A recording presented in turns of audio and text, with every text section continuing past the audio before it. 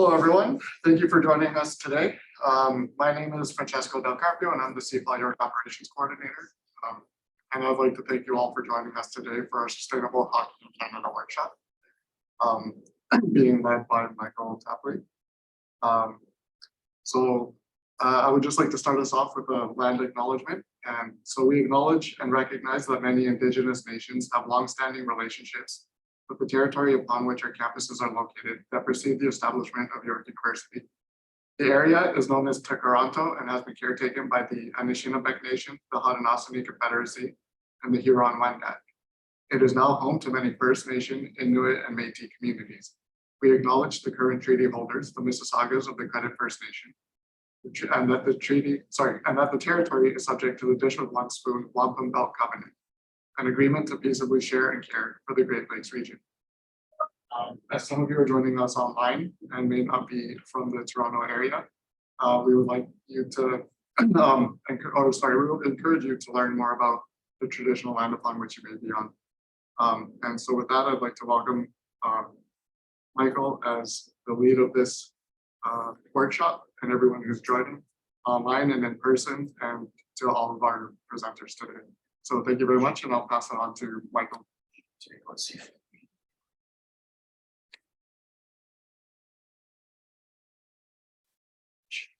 Hello, everybody. Thank you for joining us.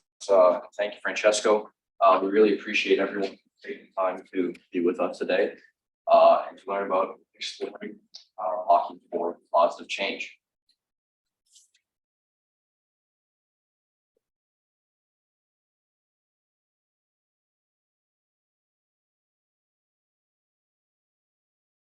Just to briefly give you an introduction at CFL York, which is the organization we are running this with. It is a part of the United Nations Institute for Training and Resources global network of training centers for knowledge sharing and training. It does work with disaster and emergency management, health and development, equity, diversity and inclusion, entrepreneurship, digital technology, and economic development, and advancing the United Nations Sustainable Development Goals, which is what we are trying to do here today.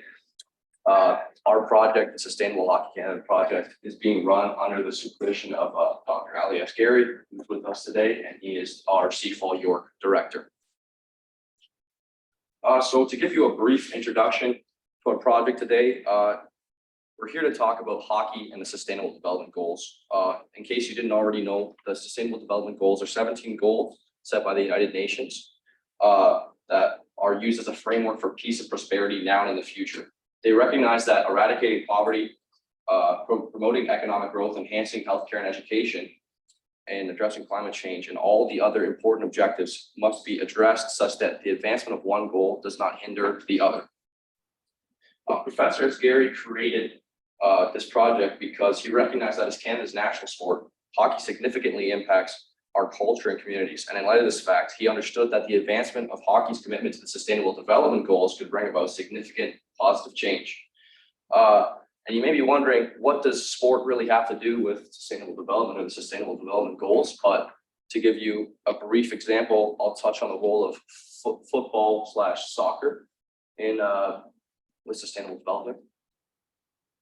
So just to briefly give you an example, this hasn't been done before in hockey, but it's more common in Europe with football. Unitar, that organization I was talking about before, had partnered with the Premier League recently as a part of an ongoing commitment to gender equality through the Sustainable Development Goals, as well as CFL announced the launch of the first Unitar certified sport and safety security program for professionals in the African football federations. And this organization and collaboration right here, Football for the Goals, is a global network of partnerships and responsible reporting among soccer federations, leagues, and teams that are all trying to advance the Sustainable Development Goals. So what we're trying to achieve here today and educate you here today hasn't been done before in hockey, but it is seen in other sports. So about us, very quickly, as I mentioned, while other different initiatives have been started relating to other sports such as hockey and sport in general with the SDGs, not many exist for hockey. In fact, there's limited research on how ice hockey's relationships to sustainability and sustainable development until now. To give you a better idea, sorry, I'll go through the goals of the workshop. We just got distracted there for a second. The main goals of our project today, or ongoing this summer, is to conduct novel research, including drafting needs assessment and training module for hockey and the SDGs, organizing insightful events such as this one, and fostering meaningful partnerships, which maybe we hope to do with you in the future. So about our workshop today. Today, we have brought you all together, experienced hockey stakeholders, academics, and sport and SDG experts together to share insights, network, and explore how hockey can contribute to the sustainable development goals. A brief overview of our program today will be me speaking, which you probably don't want to hear until like 9:15, and then we'll begin the presentations around 9:15, which will go to 10:30. We'll have a brief intermission and break at 10:30, and the second half of our program will be Q&A and group discussion. So the goals of our workshop today, and I want you to keep this in mind for when we're listening to the presentations and doing the group discussion. At its core, we're trying to discuss and understand the relationship between hockey and the Sustainable Development Goals. Additionally, we're trying to examine and explore how hockey stakeholders, including players, managers, and industry professionals, can contribute to the promotion, achievement, and enhancement of the SDGs. And most importantly, we want to identify potential training gaps and needs to make the sport of hockey more sustainable and better contribute to the SDGs. So just before we get started with our presentations, something for you to keep in mind. For each presenter, we ask that you try to write down at least one relevant question to be asked in the second half of the program. Questions, there's no wrong questions or no dumb questions. They can relate to you personally, focus on hockey specifically, or the presenter's expertise. And with that, I will pass it over to Professor Simon Darnell, which I'll give a brief introduction to here. Dr. Simon Darnell is an associate professor for sport, of sport and for development and peace. He researches and writes on multiple topics within the sport field, including sociology of sport and physical activity, and social movements and activism within sport. Today, Dr. Darnell will speak to us about the interesting relationship between sport and sustainable development. Please join me in welcoming Dr. Darnell, and I'll pass it over to you now. Thank you.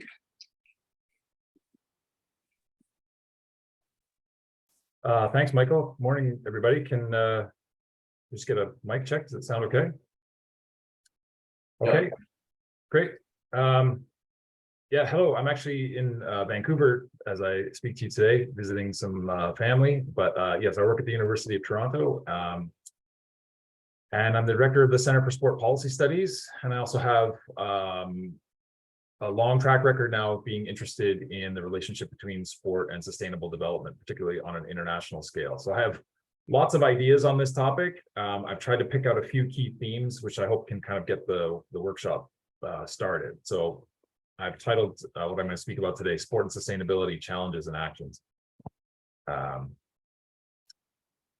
I think it's reasonable to start with a definition of sustainability, because this is not a new idea, but it's a powerful idea. And I still, when I think about this topic, often go back to the UN's definition of sustainability from the Brundtland Commission in 1987, which is to meet the sustainability is meeting the needs of the present without compromising the ability of future generations to meet their own needs.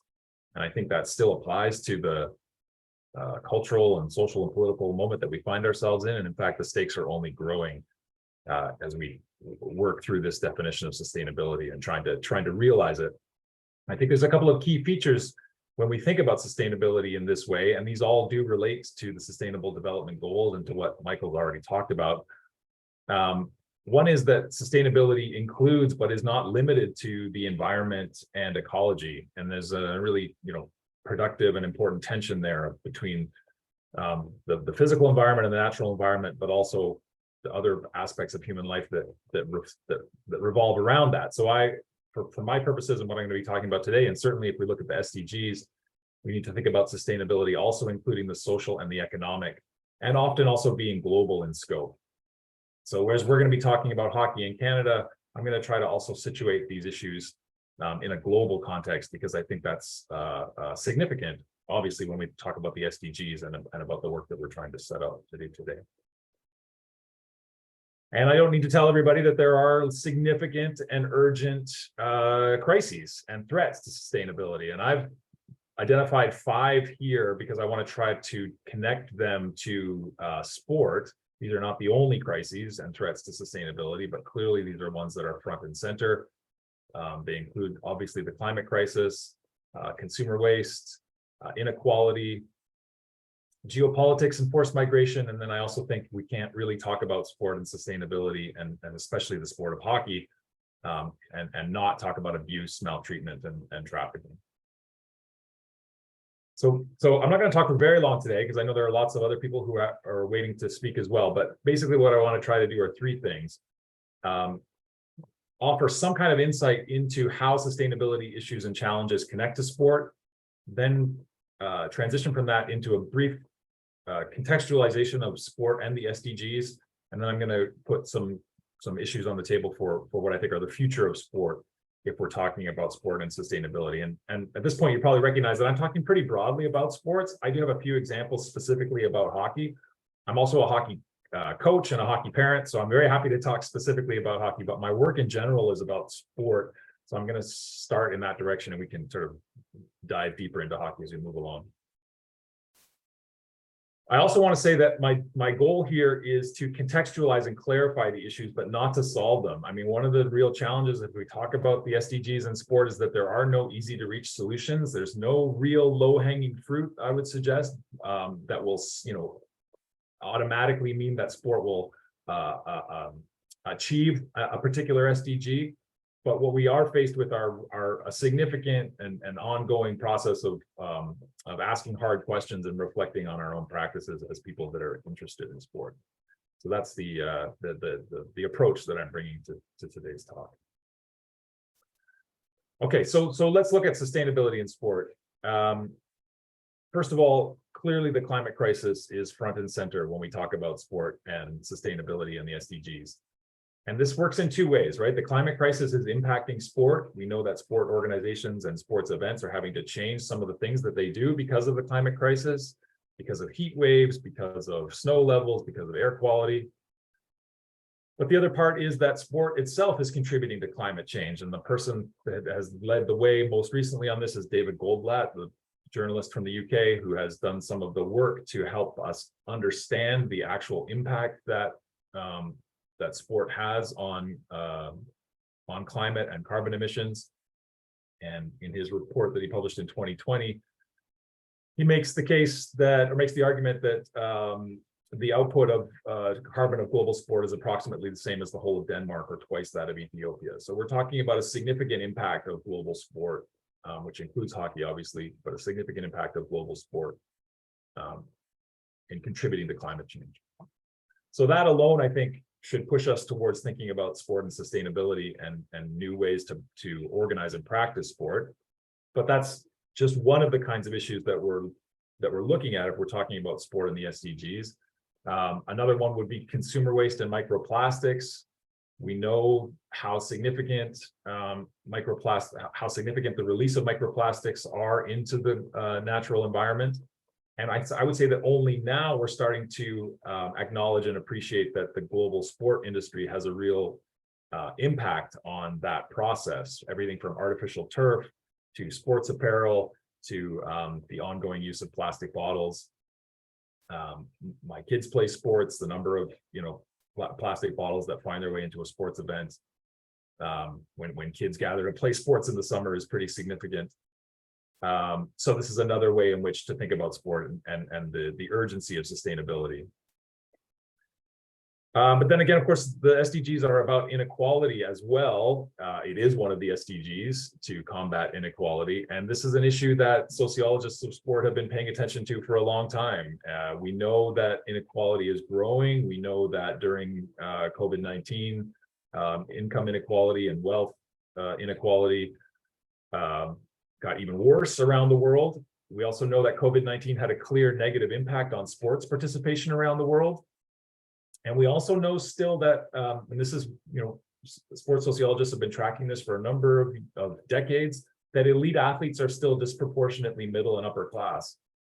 So my point here is that if we're going to be talking about sport itself as a sustainable practice or sport contributing to social sustainability, then we need to think about who has access to sport and how much sports cost. And the people that are here today that know about the sport of hockey know how expensive and exclusive it can be. And I think this issue of inequality is definitely part of the sustainability of hockey, the challenge of sustainability in hockey.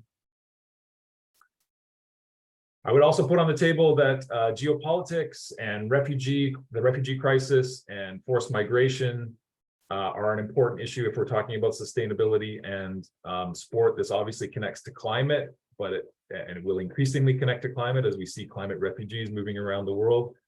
But it also connects to the war in Ukraine and the challenges that are being faced by global sport organizations or international sport federations about how to deal with conflicts like the invasion of Ukraine by Russia. So you may have noticed organizations like the International Ice Hockey Federation and their struggles to figure out, okay, now in the face of this geopolitical unrest, what are we going to do about participating or competing against teams from Russia or Belarus?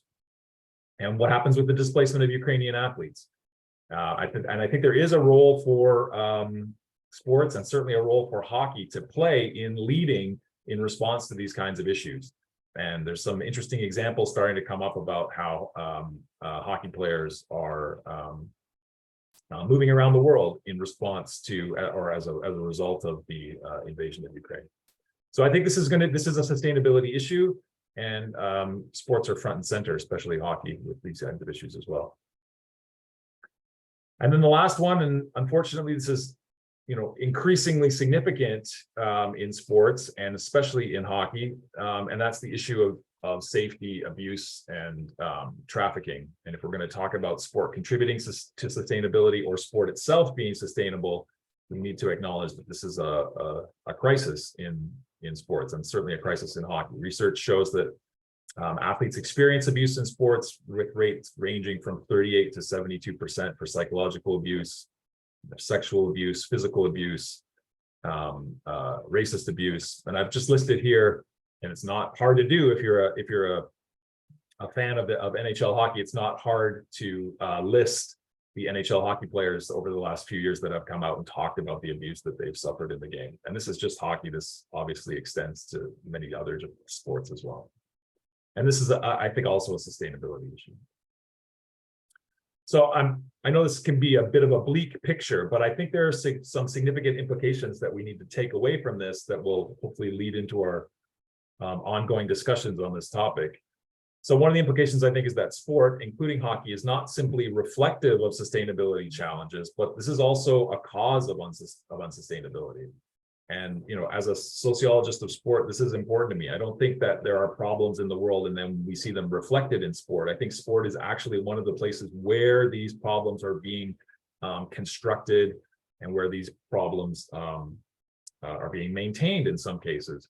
So that's the downside. The positive side, though, is that if that's the case, and I think that it is, then sport, and in this case hockey, also has the potential for responding to these crises in positive ways. So sport is sport is significant in the problems that are addressed by the SDGs, but then also therefore sport has a role to play in trying to meet the goals of the Sustainability Development Goals in the 2030 Agenda. So that brings me to my second theme then, which is to think about the connections between sport and the SDGs. Now, Michael's already put up a slide like this, so I'm sure everybody here is aware of the 17 Sustainable Development Goals and the UN's 2030 Agenda. I'm not going to go into them in detail. I'm sure we'll have more time to talk about them. But what everybody might not be as aware of is that if you read the SDG introduction, and you have to scroll down, you get to point 37, there's a specific acknowledgement that sport has a role to play in achieving the SDGs.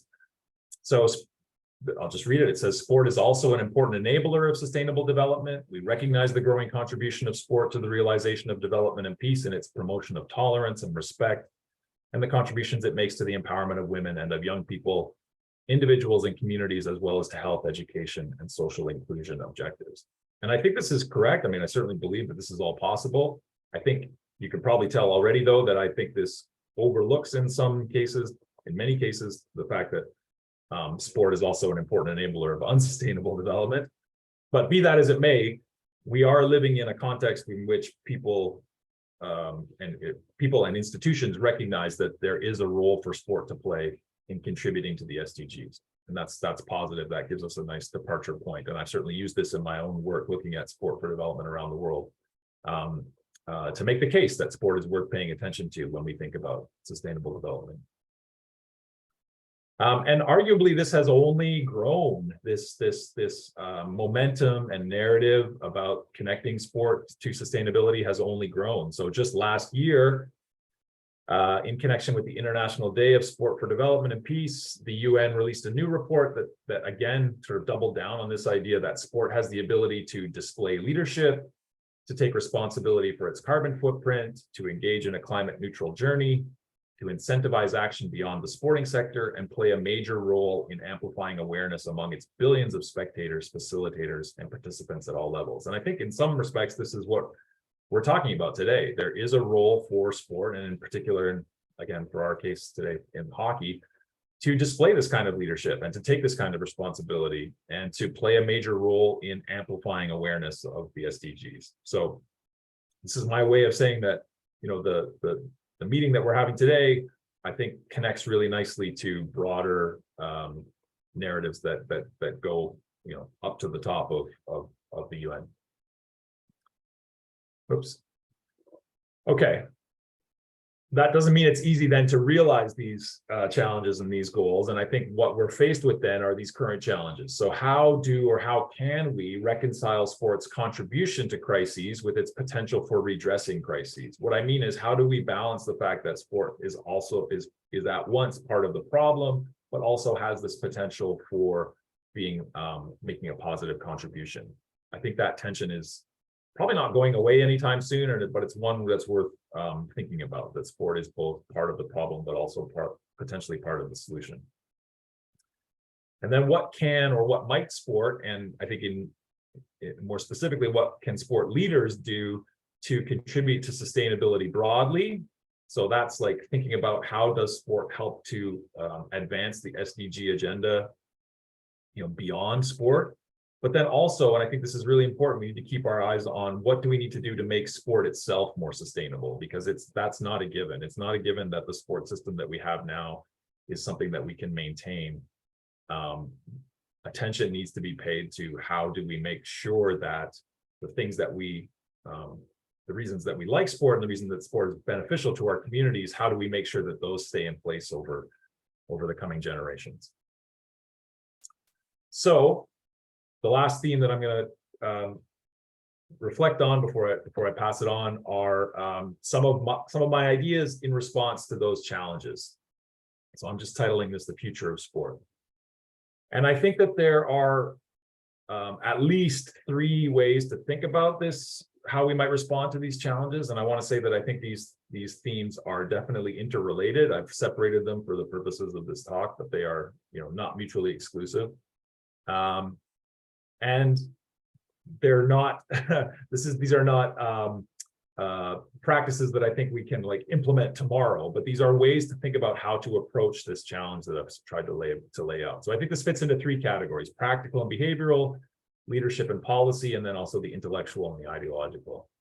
So when I'm talking about practical and behavioral responses, I think there are things that need to change. The sports community, the sports industry,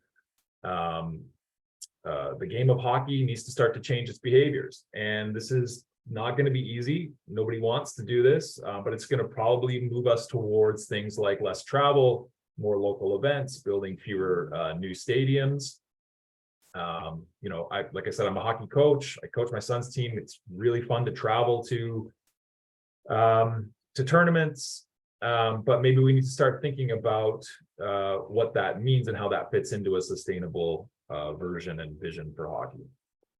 I think there's a chance, there's the need rather to start to change our goals, to focus on long-term, broad and healthy participation over elite development. And I want to be cautious here. I don't want to set this up and say that somehow like elite sport is the cause of all of these problems. I think that's an oversimplification. But I do think it's reasonable to argue that the focus on winning and the focus on elite development in a game like hockey often takes precedent over the sustainability issues. And that if we pulled back in some regards from producing elite hockey players as the only goal of sport, that would open up some chances for us to think more about sport's social impact and to think more about the ways in which we might organize sport in a sustainable manner. And that then leads to thinking about maybe the ways in which we might change our measures of success. What if we focused on participation over results or participation over consumption? And I'm thinking about this at a grassroots level, but also if we thought about the game of hockey professionally, which has become very much, and I do this too, but it's become very much a practice for people to consume. And that has negative implications often for sustainability. So there are ways that we can change our practices and change our behaviors. Of course, that is often tied to leadership and policy. So I think we need to start to acknowledge and embrace the fact that there's a gap and a need for strong leadership and policy as it relates to sport and sustainability. We need to be supporting sports stakeholders and organizations as climate activists in general, but climate specifically. And there are really good examples of different organizations. I've listed a few here that have taken on climate action in response or in relation to their sport. We need strong enforceable policies in sport that protect athletes, that tie funding to climate action, that demand sustainable equipment and supplies. And we have examples of this. So the acronym that I put there is for the UN Sport for Climate Action Framework, which is great and clear and is an opportunity for organizations to sign on to say that they're going to commit to climate action in sport. So some of these policies are out there. They're ready for people to sign on to them.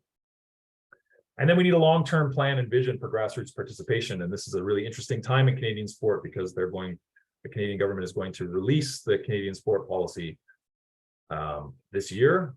And we'll get a better sense of what the long-term plan and vision for, particularly for participation and investment in participatory sport looks like in Canada. But I think that's going to have real implications for how we think about sport and sustainability. And then I'm just going to wrap up here by saying that I think there's also some, and this is my intellectual, my academic, my theoretical sociology cap on here. I think it's time for us to think differently about sport.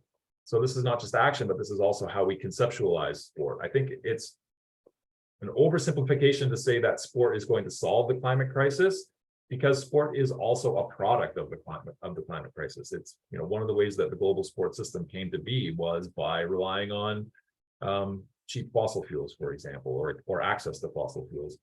So we also need to think about reforming sport and putting sport into a sustainable context, that everything that we do in sport needs to be considered for its sustainability. And again, I'm not suggesting that that's easy. That's a significant challenge. And you know, when you're trying to coach a team of 8-year-old hockey players, it's hard to also be thinking about sustainability, but that is what the moment is demanding of us. I think we can also think about, and this has come up already, and I think this is true, is think about the cultural significance and power of sport that can make it a site for advocacy and sustainable practices. So we can be thinking both about using sport for advocacy, but then also reforming sport itself to make it sustainable. And then I want to wrap up also by saying that there's lots of interesting intellectual work being done to think about what might be beyond sustainability. So one of the people that's really helped me to advance my thinking on this is Kate Rayworth and Donut Economics, to think about maybe sustainability isn't all that we should be doing, but we can also be thinking about the ways in which we might regenerate our societies or regenerate the natural world or the environment. And maybe there's a role for sport in the rewilding of our environment. or getting back to a different relationship with land and nature. So big questions there, just putting them out there to say that there are lots of interesting thoughts and ideas and intellectual and ideological shifts taking place. And there's a chance for sport to participate in that. And I believe that's my last slide. So thank you very much for listening. I'm very happy to keep the discussion going.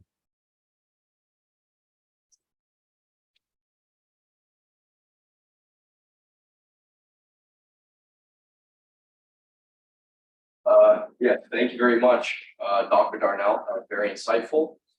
And thank you for sharing your expertise. Our next speaker today is Dr. Nicholas Watanabe. He is a professor of sport and recreation and tourism at the University of South Carolina. He researches sport economics, sport finance, and big data and analytics, among other topics.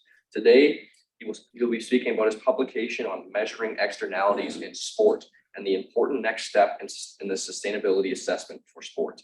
I'll pass it over to you, Dr. Watanabe, and thank you for presenting and speaking today.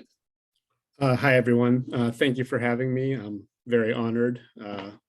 I'm probably the furthest person from hockey right now in terms of my location, because in South Carolina, it's about 10 million degrees. I actually am weird though, because I actually played hockey when I lived in Japan. So in that sense, when I talk about hockey excitedly here, people actually just sort of stare at me blankly sometimes. But let me focus on what I'm here to talk about today. I'm here to talk about the measurements of sustainability. And my focus generally is on air quality and air pollution. As we have seen this summer, it has become an even more critical issue and will continue to be so. It's unfortunately come to the point that several cities in North America, Chicago, Detroit, have now entered the top 10 most polluted cities in the world in terms of air quality. And that trend looks like it will continue as we continue with climate change, global warming, and increased forest fires in North America. It's come to the point now, right, where it used to be that if we look about it in terms of measurement, they would say that, oh, pollution is a problem for China or for India or for other parts of the world. But we are now directly having to confront the fact that we are in the midst of the worst air quality in the world. If you look at the UN reports on the impact of air quality, we're talking the number one killer, the number one taker of lives, probably globally, is air pollution and related to air pollution, whether it be cancers, other forms of disease, cardiovascular, so forth. So it's really the case now that we cannot ignore what's happening in terms of air quality in our environment.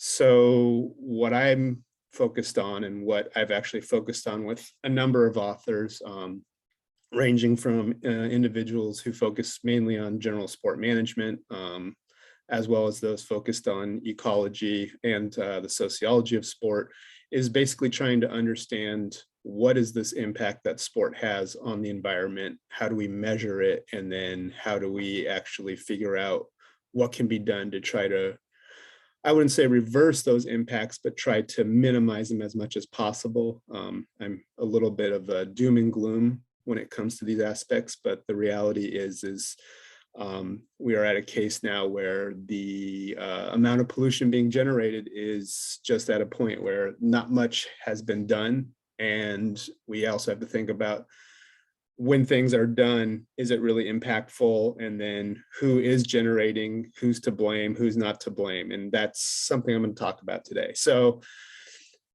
if we think back to these sustainable development goals, there's a couple that I think fit directly into the measurements that we're trying to focus on. One is obviously SDG 11, which is sustainable cities and communities. There's 12, which is responsible consumption and production, and then 14, of course, for climate action, right? So all these directly relate into sport and how we consume it. And I think that's going to be a theme here, is that the consumption of sport is really what drives a lot of the pollution issues that we're seeing. So the initial paper that I'm here to discuss, basically we were just talking about the simple ideas we don't really have really good measurements of the actual pollution that sport is generating. A lot of it is just estimates. So if you look at it, there's like estimates of how much carbon footprint does a group of consumers create when they go to a sporting event, right? And so that's an estimate, but it doesn't actually tell us sort of the minute levels of what's in the air, what is actually being produced, and what are the impacts. So what we've called for is sort of an advancement upon that. What we want to do is not just say, oh, there's a carbon footprint, right? There's an impact, but precisely what is that impact? And so that then is something we're doing with air pollution, but then we want to sort of, spin down through the whole cycle of sport consumption in terms of raw materials, in terms of water. I live in South Carolina. You would think water is abundant, but with the amount of grass we have and the amount of golf courses that we have here, it is just the case that it is become a sustainability issue, right? So we try to look at how all of these are being used, and then the waste production as well. But what we've been able to most successfully focus on is obviously air pollution. And the reason for that is because more and more governments and more universities and even private citizens have started putting up these air quality monitors. They can range anywhere from the tens of thousands of dollars to, if you go to somewhere like Purple Air, you can get a quick PM 2.5 air quality monitor. And I'll explain what that is in a second. That basically can measure the air quality real time for anyone for a few $100s. Now we're even concerned with indoor air quality, whether it be from gas ranges or actual air pollution from outside not being trapped by our air filtration system. So what happens is we're focused on what's called AQI, which is the air quality index. The air quality index is made up of 6 component gases. Primarily, the main focus that we're concerned of right now are 2. One is PM 2.5. That is the particulate matter of 2.5 nanometers in diameter or smaller. That is what is being produced from the burning of all the forests, right? So all this pollution that you're seeing this summer in North America, most of it is PM 2.5. That's just burning raw organic matter. The other one we're often very concerned of, and we've found this consistently, is ozone. So ozone would be the production of, right, pollution from combustible fossil fuels such as gasoline, right? So these two sort of combining are really sort of our problem, and they can individually be a problem, and then if you put them together, it becomes an even bigger problem, which is why we see such high pollution levels within cities. Right, as a forest fire moves through, we have 2 forms of air pollution that are now introduced into the air, and then it's causing significant problems. We've actually started most of these studies looking at China, and there's a very good literature on all of the impacts that have happened in China. We're talking even a short-term spike in increased air pollution can lead to severe cardiovascular incidents. There's a very good paper that looks at emergency room visits in Beijing when there's high levels of air quality, air pollution, and you can see that there's definitely a spike, and there's also a spike in the mortality rate. There is a Western scholar, I'm forgetting his name right now, but he's actually calculated the number of years of lives lost based on air pollution just within one region of China. And the number is staggering. We're not talking, if we think about it, years of lives lost, that's how many years are removed from the entire population. And he's talking millions of years of lives lost from just from a single region because of the level of air pollution, right? So if we think about this, what is this linkage to sport? So we have a couple papers. I'll start with, there's a paper by Locke. He's an economist who looked at Major League Baseball games, and he's able to isolate that having Major League Baseball games is related to an increase in air pollution. And the air pollution that increases is ozone. As ozone is from burning of fossil fuels, it would seem that the reason is because we have a large number of fans who are coming to games. So we followed up with a similar paper that's just come out looking at the NFL. And again, we find ozone. So where we now sit is sort of two problems. One is that we have a large number of fans who come to games, and that produces ozone and increases the air pollution in the local area.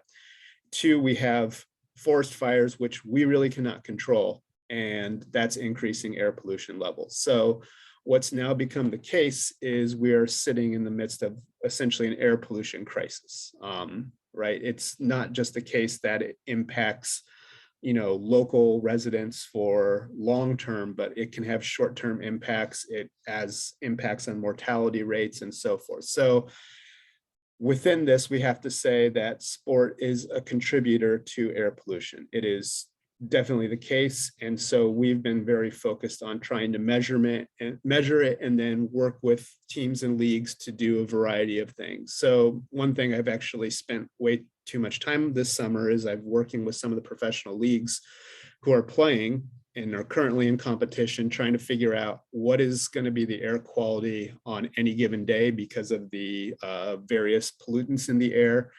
And then possibly we've actually had to start canceling and rescheduling games because of the air pollution levels. So if we think about it from this perspective, it is certainly now the case that air pollution has come to affect our sports system. We are actually in the case where leagues are creating policies to say we cannot go forward with play.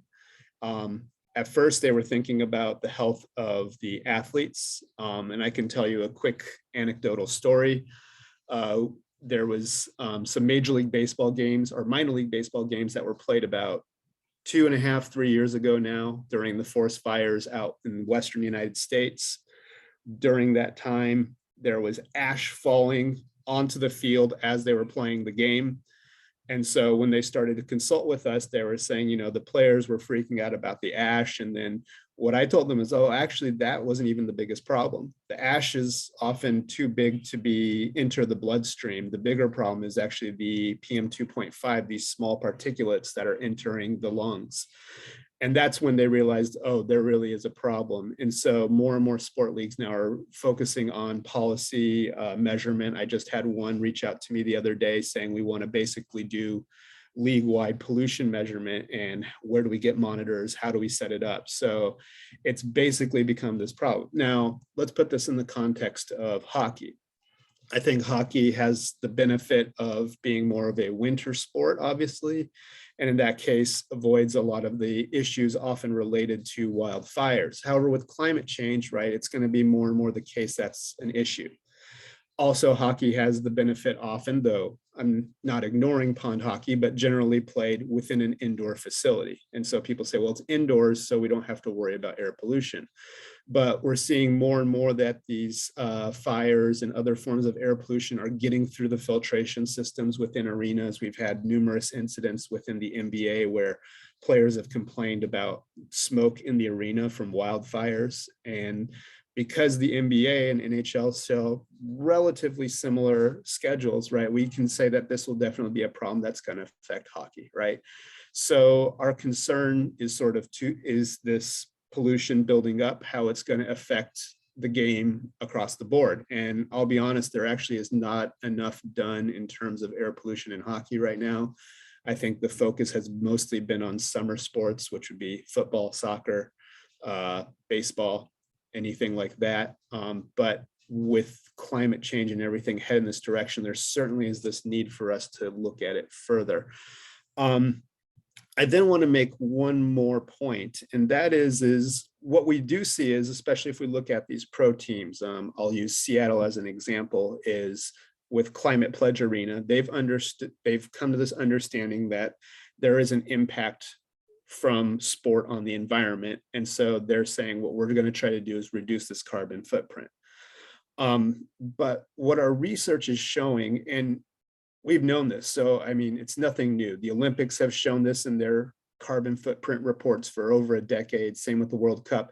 95% of the pollution and environmental impact from sporting events is not actually at the arena. It's in the travel to the arena, right? So whether it's flying to a World Cup, whether it's driving to a facility, that's what's actually creating most of the pollution. So, teams often say we built this green facility, right? We've done this amazing job, right? We're sustainable, all of this stuff, but they're not tackling what's actually the real problem, and that is travel to games, to matches.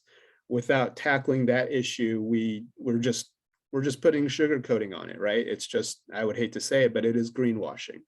Look at all this great environmental work we've done, but in the reality, we're not tackling what is the biggest problem. Now, the unfortunate reality is in a lot of places in North America, we don't have as good public transport. A lot of our facilities are placed in locations that basically are meant to be driven to. And so because of this, we've created this issue where sport will have pollution associated with it and will increase local area air pollution. And Dr. Darnell noted about inequality. And if you look at where air pollution is most likely located within North America, it is usually in lower income neighborhoods because of their design, right? You put main arteries of highways, you don't put them through the rich suburbs, you put them through lower income neighborhoods. And so they're also the ones who then suffer these impacts. So not only is sport creating an increased level of air pollution, it is also impacting disparately those communities that are less privileged. So these are all things that we're trying to think about and tackle as we're trying to measure pollution. I'm literally in the midst of purchase orders for buying more air quality monitors so that we can start trying to work on actual solutions to this. So I think that's really what this next step is how do we get people to games? How do we have people travel for travel hockey, all of this stuff, and still be able to not have as big of an impact on air, right? And the unfortunate thing is, right, I'm focused on air quality today. You know, even once we fix the air quality, well, I won't say fix, but once we've, you know, sort of nailed down air quality issues, we still have waste, we still have water, right? And so it's not like even after we get a really good understanding of one part of it that we've understood the whole ecosystem. So I would say we still have so much room to go. I'm going to leave it there because I want to allow time for other presenters, and also happy to talk more about this in the Q&A later. Thank you.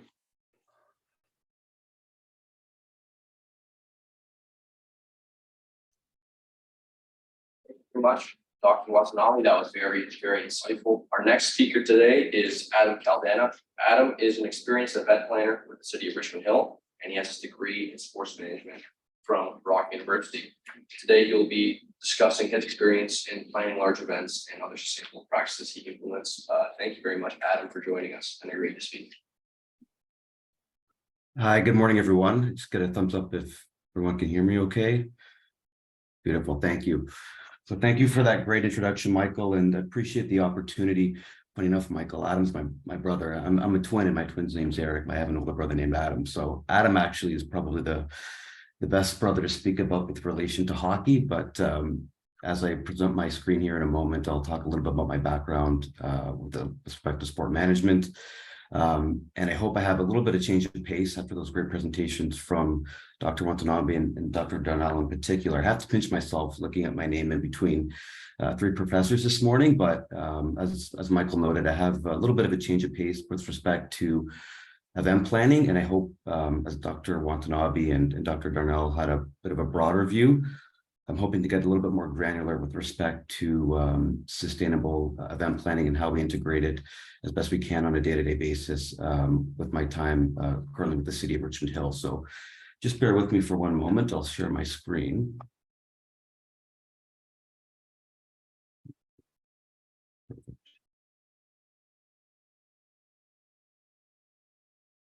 Sure. Okay, great. So as I mentioned, I will be speaking today on sustainable event planning. My name is Andrew Caldana. I'm one of the events coordinator with the city of Richmond Hill.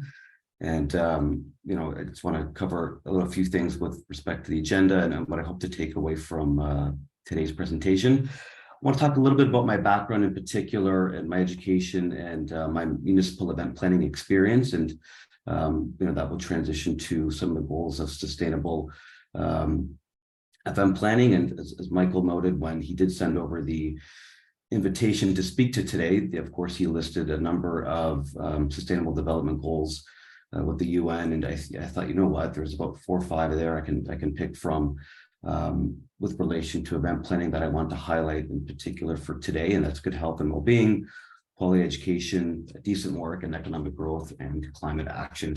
And then just a brief summary before I wrap up here. So as Michael mentioned, I do come from a bit of a sports background with respect to my education. I graduated in 2011 from Brock University with the Bachelor of Sport Management. After I graduated, I didn't have a job lined up per se in the sports industry, but an opportunity presented itself with the city of Richmond Hill, my hometown, and as an events assistant, I thought, you know what, if I were to take this position, there are some transferable skill set that I could take back to the sports industry. And lo and behold, as you can see on the screen here, I've been with the city ever since. I love my job. I've been able to grow in the position since my time in 2011 when I did get hired. And, you know, something that we take pride in on a day-to-day basis is really delivering sustainable and quality events to really increase the vibrancy of the community and residents of Richmond Hill. And just lastly, from an education standpoint, I did go back to school in 2017 to 2019 to receive a project management certificate. So something that I can relate back to the day-to-day work that we do as municipal event planners.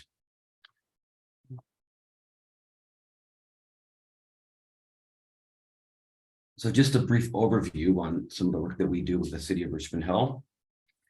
So our team is, we are set up under the Community Services Department with the Recreation and Culture Division.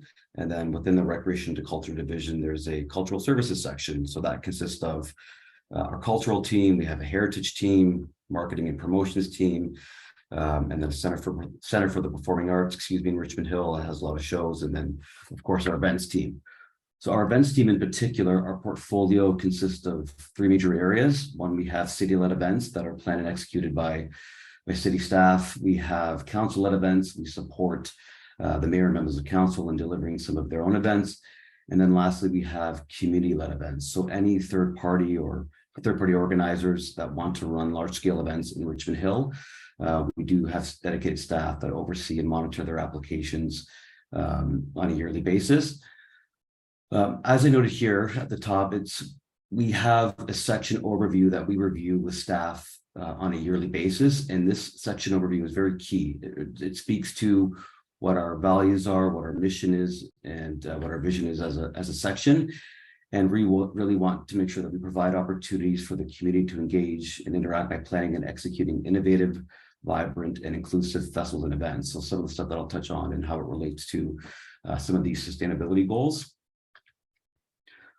So some background on our end with respect to city-led events. As I mentioned, these are events and festivals that are planned and delivered by staff that have a community and celebratory focus. So some of the work that we do, we run a Canada Day event every year. We just had Ribfest this past weekend. We run a Christmas market come November, December. We've done multicultural festivals. And the good thing about my my job as well is I'm able to incorporate some aspects of sports into my events, depending on what's going on. So we've had a hand in planning Pan Am Torch Relay, Olympic Torch Relay that have come through Richmond Hill. We've done Raptors viewing parties, and so a little bit of touch back to sports. So from a scale and scope standpoint, in terms of attendees, last year we had over 65,000 attendees that attended our events in 2022. So we do have quite a bit of folks coming through our gates on a yearly basis, whether they're Richmond Hill residents or region residents from the GTA, all around Ontario. We do service quite a few people that come through our gates on a yearly basis. Community-led events. So these are events that are planned and delivered by, as I mentioned, local groups, nonprofit organizations, corporations, or any other for-profit organizations that support a larger purpose for meeting a community need. So we typically get anywhere between 20 to 30 community event applications on a yearly basis. And the great thing about the community-led portfolio is, as I mentioned, we have a dedicated staff that oversees these applications as they come in on a yearly basis.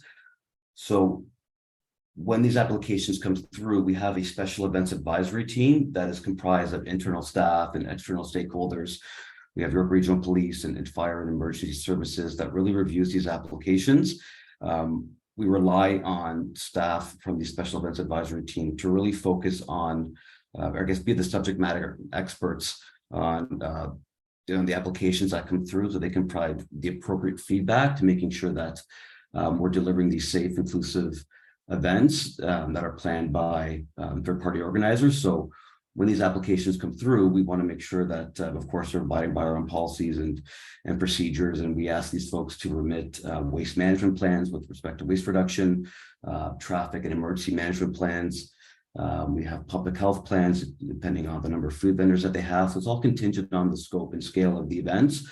But I just want to highlight the fact that we do have a special events advisory team where we have a number of subject matter experts we rely rather on these staff and external stakeholders to really deliver and follow through as subject matter experts on certain areas that impact these large scale events.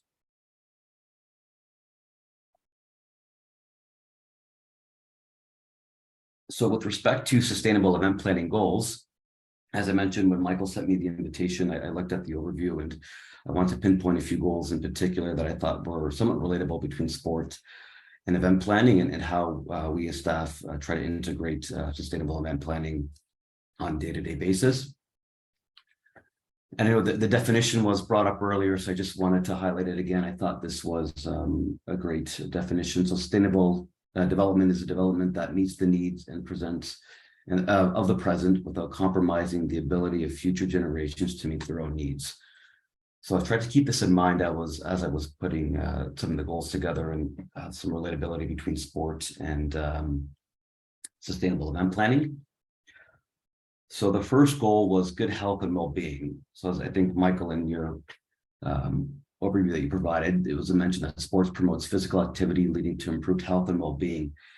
And I think really the same can go to event planning as well to a certain degree. As I mentioned in our section overview, one of the first paragraphs that we have with respect to the overall mandate for our team is we want to plan and deliver sustainable festivals and events that engage the community and enhance the quality of life for residents. As I mentioned, we service over 65,000 people on a yearly basis, all with different backgrounds and of all ages as well. So we want to make sure that what we're doing is encompassing of all ages and demographics. And just for reference, we had 30,000 people come through our main gate this past weekend. We had Brookfest in Richmond Hill. So I guess my point is it really shows that event planning there's a demand for community events, whether it's in Richmond Hill, Markham, Vaughan, anywhere in the GTA or York region.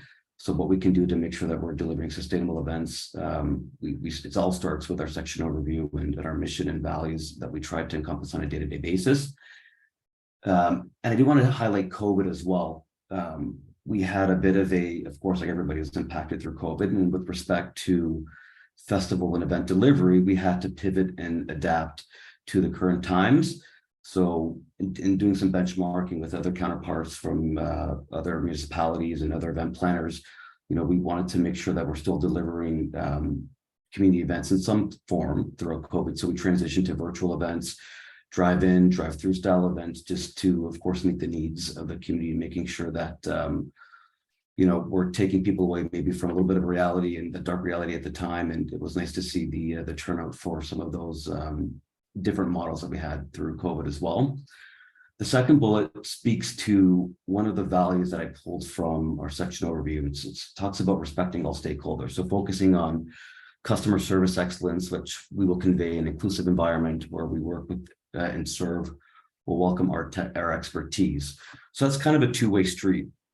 As I mentioned, even with our special events advisory team or any event that we plan as a city-led event, there are a lot of hands in the pot. It takes a village to plan these large-scale events, and we rely on every single staff member on that team to carry out their respective areas and making sure that we're trusting them, that they will be carrying out with, of course, making sure they have an inclusive environment. And we expect a little bit of that respect back as event coordinators, just to making sure that we're tying everything together to meet the scale and scope of what our event plans are going to tend to be when they shape out towards the end.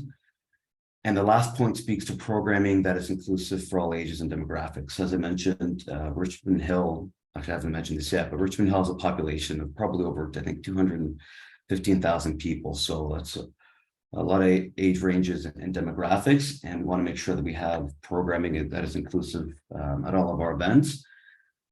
Canada Day, for example, we had this year what's coined as a community corner. So we work with local sport organizations to come out and provide demonstrations with the local ring ed group, hockey association, soccer, and baton as well. We had a dedicated stage for multicultural performances, so making sure that we're touching on the demographics that are specific to Richmond Hill. We have midway offering for kids and teens. We have stage entertainment, a marketplace and a beer garden for the adults as well. So whether it's Canada Day, Rip Fest, or Holiday Market, just making sure that we're really focusing on inclusive programming, that making sure we're touching on all ages and demographics. Next speaks to quality education. So sports provides education, skill development, opportunities, fostering teamwork, discipline, and leadership. And I really think that speaks across all industries, not just sports and event planning as well.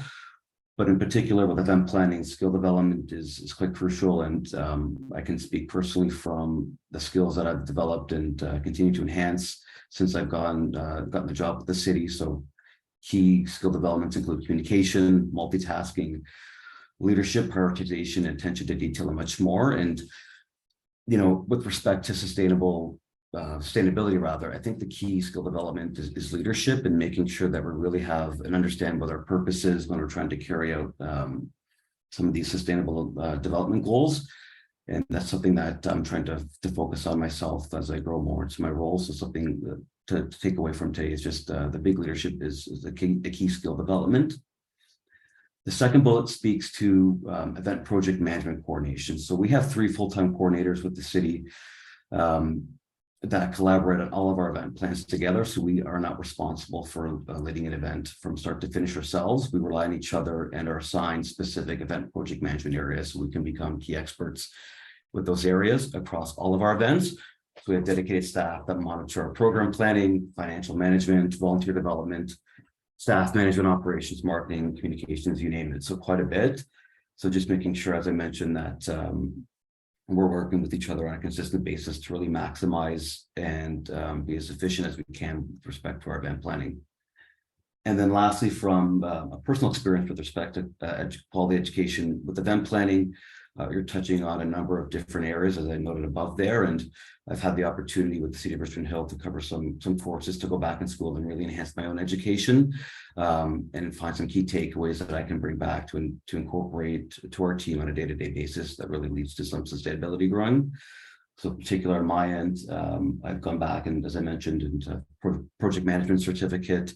I'm looking to go back and grab a certificate, get a certificate in emergency management planning as well. So something that I'm hoping to focus on a consistent basis is just my own personal education experience. And I think that speaks to a lot of the different facets that management touches on.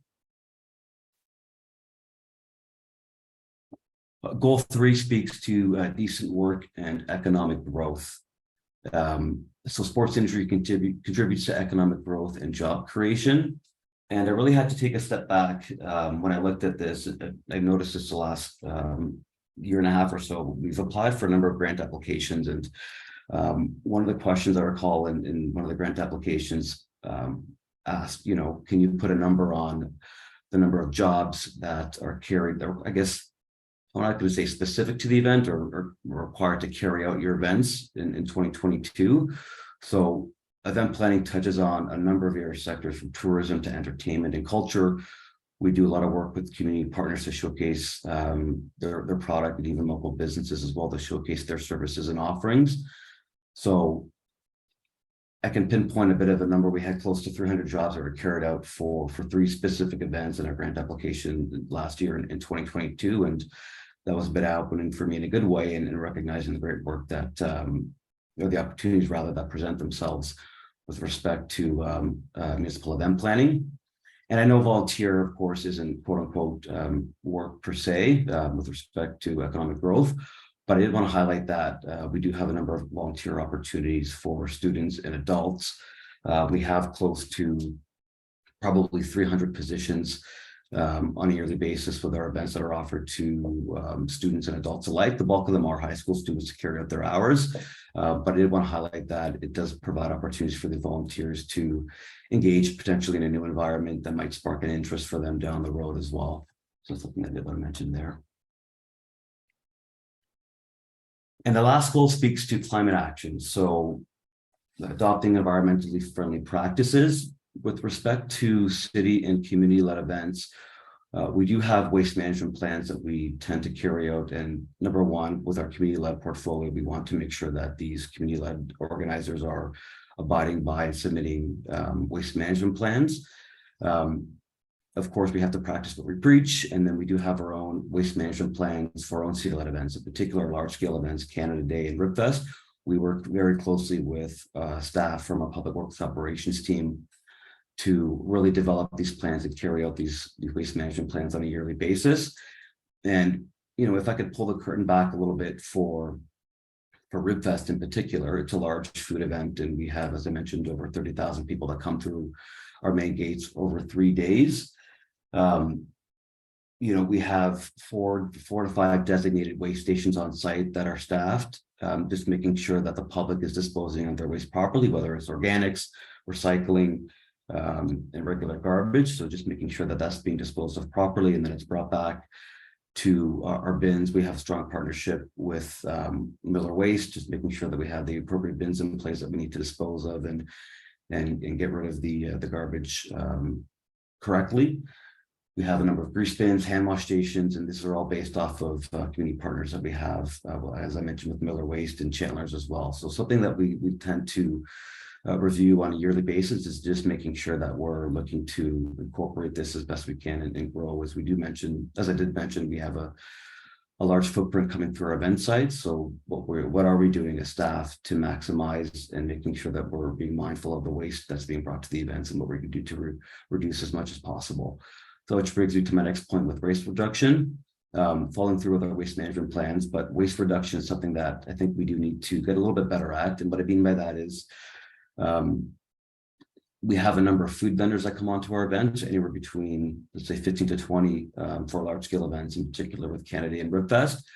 So it's really tough to gauge with our, I guess, stakeholders from a food perspective as to how much waste, or excuse me, how much product they need to bring. So we try to give them an accurate number in terms of attendance on a yearly basis to really help them plan and make sure that they're bringing the best, I guess, the maximum number of products that they can to the events, to making sure that they're really reducing the amount of waste, potential waste at these events. So something that we're looking to improve on a yearly basis there. Last point here speaks to single-use plastic policy. The city of Richmond Hill, we had a policy that passed in 2022 with respect to a ban on single-use plastics. Recognizing this policy, it's something that, you know, it was implemented in 2022, but transitioning and really eliminating single-use plastics at these large-scale events, it takes time. So what are we doing as staff to educate our key stakeholders to making sure that we're following through with this policy? So what we have is we have an application intake in Q1, Q2 of each year for all of our vendors that want to participate at our events. Within that application, we highlight some key verbiage with our policy, and we ask them to list any potential plastics that they plan to bring to the event, what that is, and then we also have a field that speaks to you know, alternative options and how they plan to, you know, get rid of those single-use plastic items with a list of alternative options as well. And then as we progress closer to the event, we do send an orientation package out to these vendors that speaks specifically to the policy again. And then we have a cheat sheet that speaks to what items are banned and acceptable alternatives based off of the policy that staff have put together. And then this year, for the first time at RIPFest, we had dedicated staff that actually went to each of the food vendors this year. They weren't the single-use plastics police per se, but really it was just more of an informal session to speak with these stakeholders to really get a sense of, you know, some feedback on the single-use plastics policy, so challenges they might be facing, and what they can do to improve on. As you know, I think we approach 2024 when I believe there is a federal ban coming. So this shouldn't be a surprise to a lot of our stakeholders, or even whether it's hockey or any sport as well. That's something that I think as a country we're working towards, and it's slowly getting to that point where there's going to be a ban on single-use plastics. So what are we doing to educate our stakeholders as best as possible to integrate our plan at these city-led events? And, you know, and Dr. Watanabe mentioned air quality, pollution as well. And I want to mention that with climate action with respect to our events. The bulk of our events do take place outdoors. So we do have inclement weather and some emergency protocols that we review with staff and key stakeholders on a yearly basis. This was a bit of a new one with respect to air quality, just because of the forest fires and something that we hadn't taken into consideration at previous events. So of course, now we're working with key staff to making sure that those practices get integrated rather into our protocols moving forward. So making sure that we're monitoring the air quality index at all of our events now, and having a protocol in place where we need to temporarily suspend events or even cancel if need be, if it gets to that. So just making sure that we have that key plan in place to communicate to the people that need to be. And the other thing I did want to mention as well with respect to what we can do to combat climate change. We have a number of key contractors and suppliers to carry out services for our events. And in particular, I want to highlight our fireworks provider for Canada Day. Fireworks they're very popular, but I know just given the year this year in particular with the air quality climate, and making sure that we chatted with key staff and key stakeholders to number one, deem it was still appropriate to shoot fireworks off this year at our Canada Day event. We had a fireworks ban in place that was lifted mid-June. So just making sure that we're abiding by any of those protocols or bans that were put forward in light of this, new air quality situation. And then lastly, with respect to the fireworks provider, we do try to work with some of these key contractors and suppliers to making sure that they have some sort of environmentally sound plans in place. In particular, with a fireworks provider, they do have a carbon footprint to offset the work that they do with the fireworks. So they plant 3 trees per show that they do across not only Richmond Hill, Newmarket, East Gwillimbury, all of the municipalities that they do cover. So just making sure that we're partnering with the key groups to making sure that they're have some sort of environmentally safe practice into their plans that we can report back to management to making sure that we're combating this practice. So that's the last goal. And so just a quick summary with respect to a purpose and objective, just making sure whatever you're doing with respect to sustainability, you have a clear goal in place to understanding what needs to be achieved. And there were 4 key goals that I thought were quite transferable between sport and event planning, that speaks to good health and well-being, quality education, decent work and economic growth, and climate action. So that's the end of my presentation. Thank you very much for sitting through that. I recognize it's not particular to sport, but I just thought I would provide a bit of a granular aspect to event planning and what we try to incorporate on a day-to-day basis to making sure that we're delivering safe and sustainable events for the city of Richmond Hill. So thank you again to Michael and York University for this great opportunity, and I hope everyone enjoys the rest of the presentations and the conversations later this morning. So thank you. Thank you very much, Andrew. Sorry for referring to you here, Adam. Good. My bad. Andrew was a student at Brock University, and our next presenter today is an assistant professor of sports management at Brock University. So I guess we have a little bit of a theme here. Dr. Taylor McKee researches hockey history, masculinity in hockey, and other sport and hockey-related topics. Today, he'll be speaking about SDGs 4, 5, 9, and 10. Thank you very much, Dr. McKee, for joining us, and a great speak. Thanks so much for having me, and we can hear me okay? Yep, we're all Perfect. Excellent. I'm just going to prepare my share screen here. Okay. Go.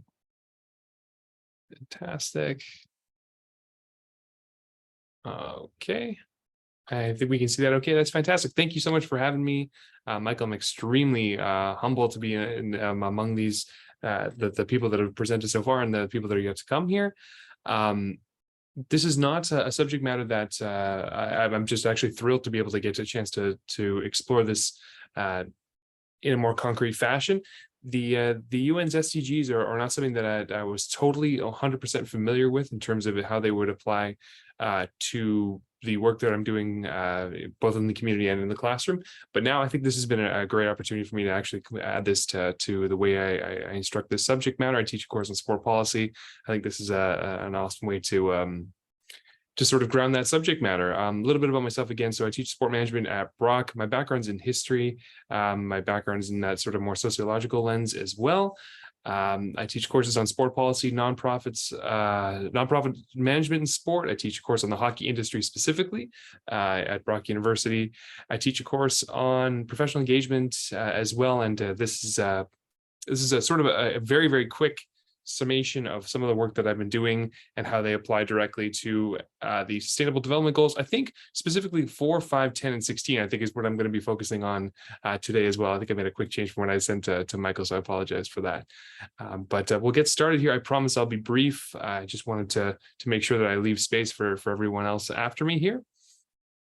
My first goal here would be obviously to apply the UN's SDGs to the Canadian Sport for Development framework here. And I think that many those of us who work in this field, that the concept of sport for development is going to be first and foremost when we're looking to the Sustainable Development Goals from the UN.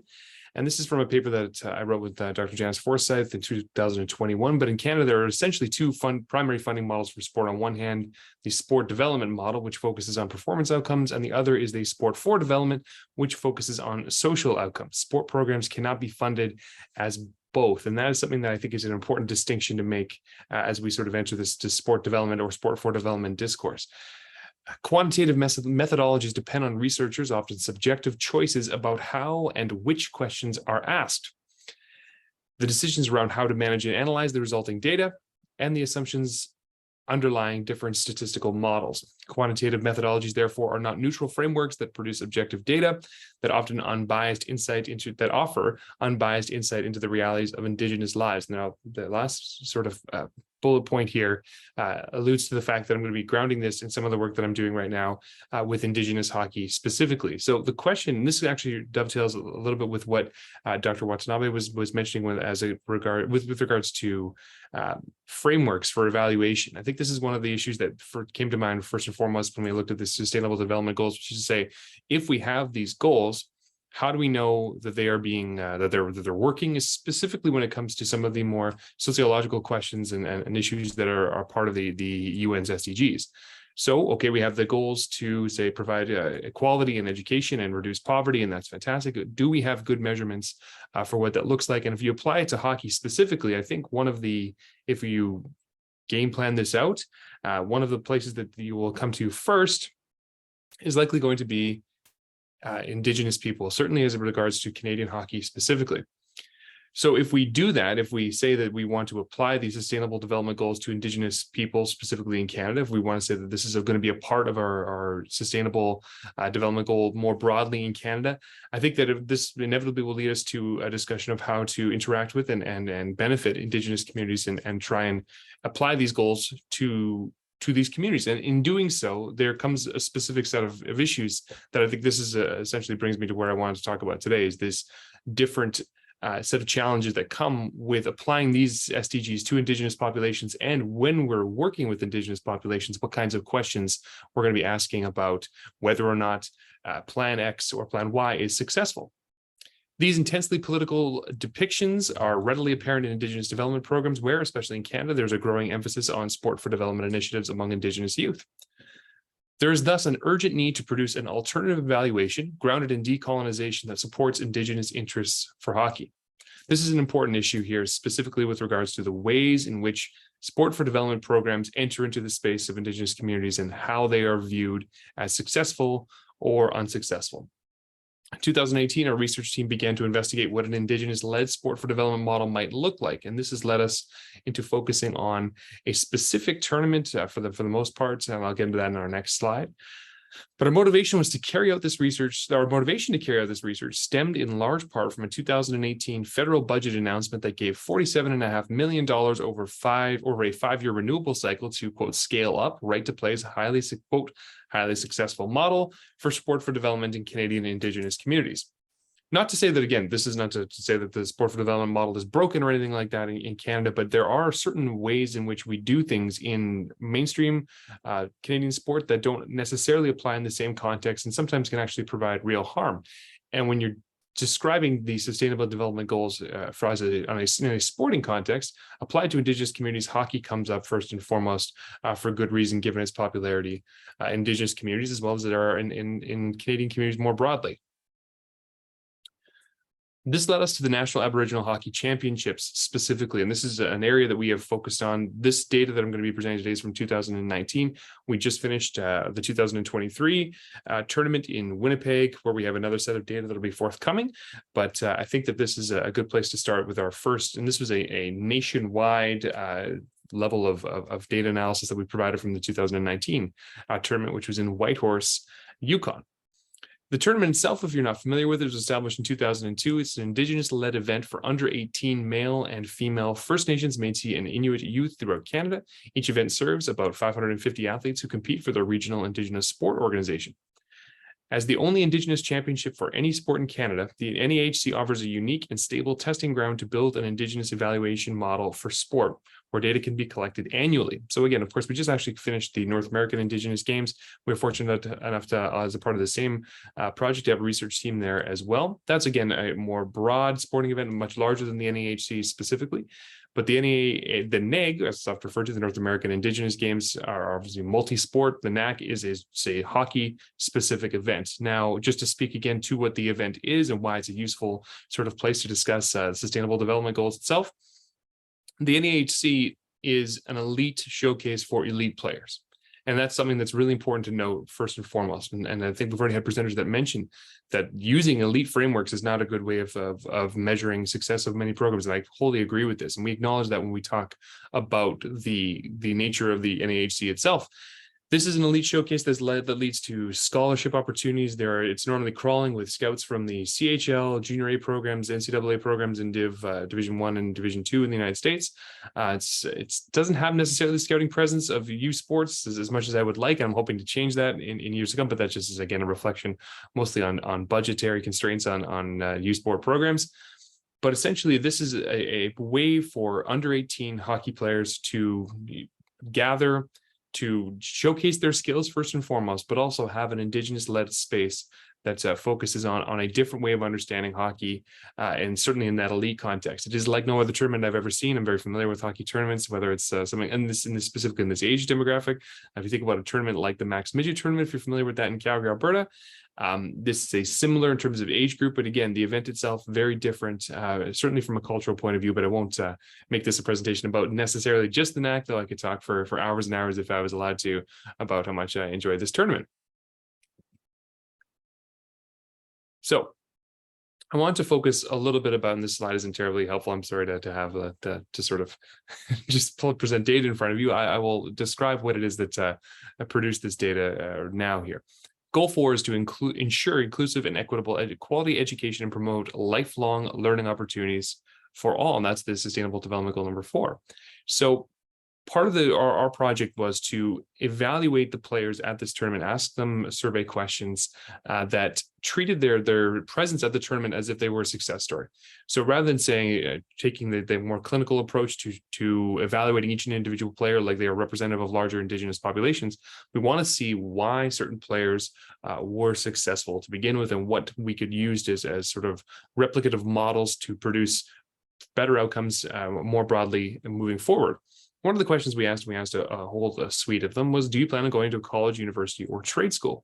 And this is, again, I think something that's important to note about Indigenous communities more broadly. If we enter with presuppositions about what these communities are like, we often are surprised by the data that we find. And we found here, this is among female players specifically, 75.8% said definitely in terms of whether or not they were planning on attending post-secondary institutions. And again, when you're looking at what this tournament is itself, this tournament was a great example of a way to further springboard their career moving forward. And again, the professional opportunity question for female players is a different issue entirely.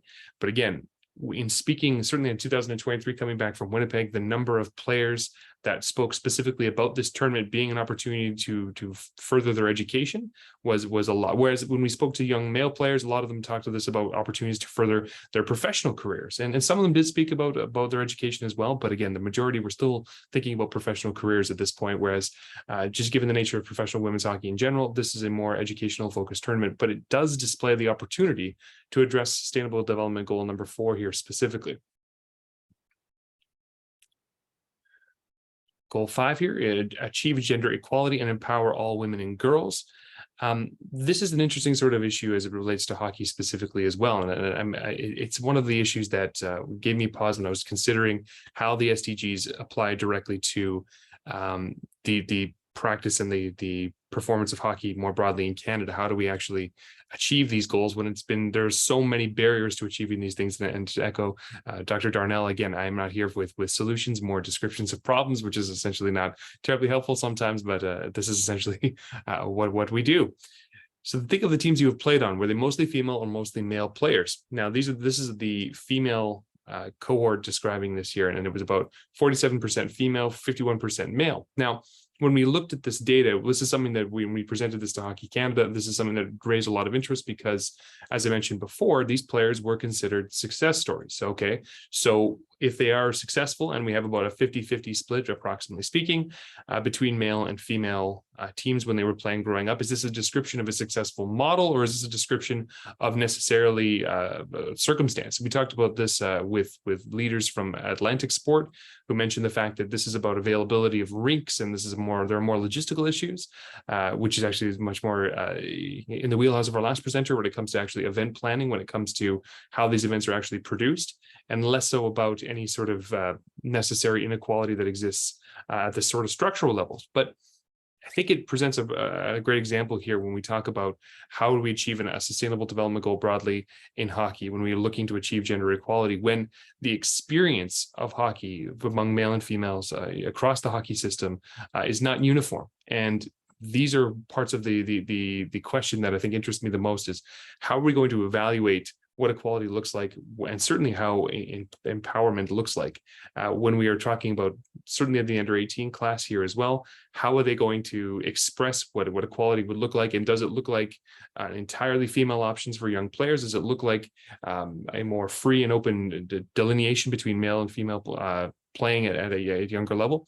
But it's important to note that, again, the way we phrase questions is extremely important. And the way we phrase quantitative information is extremely important as well. And that's another topic that, again, I could bring up if I had a little bit more time on this. But the notion of what is our quantitative data set, and how does it look compared to what the questions are being, how the questions are being phrased, and how more broadly does our information look on a more mainstream sporting model. Now moving to goal 10, reducing inequality. This is from, again, an actual dissertation that was done about as a part of our research team that went to the 2019 tournament. This is speaking directly about the NAHC itself. Many Aboriginal people across Canada have lost touch with their identity and who they were. I think this, combined with a sport that they really enjoy, brings in this cultural aspect, is a natural fit for our kids. For some of them, this is the first time that they've done it. I think it's an eye-opener, and they appreciate it. When they go back, they are aware of it, and they can choose to make it a bigger part of their life. This is from a coach of one of the regional teams speaking about their experience of players playing in the NAHC.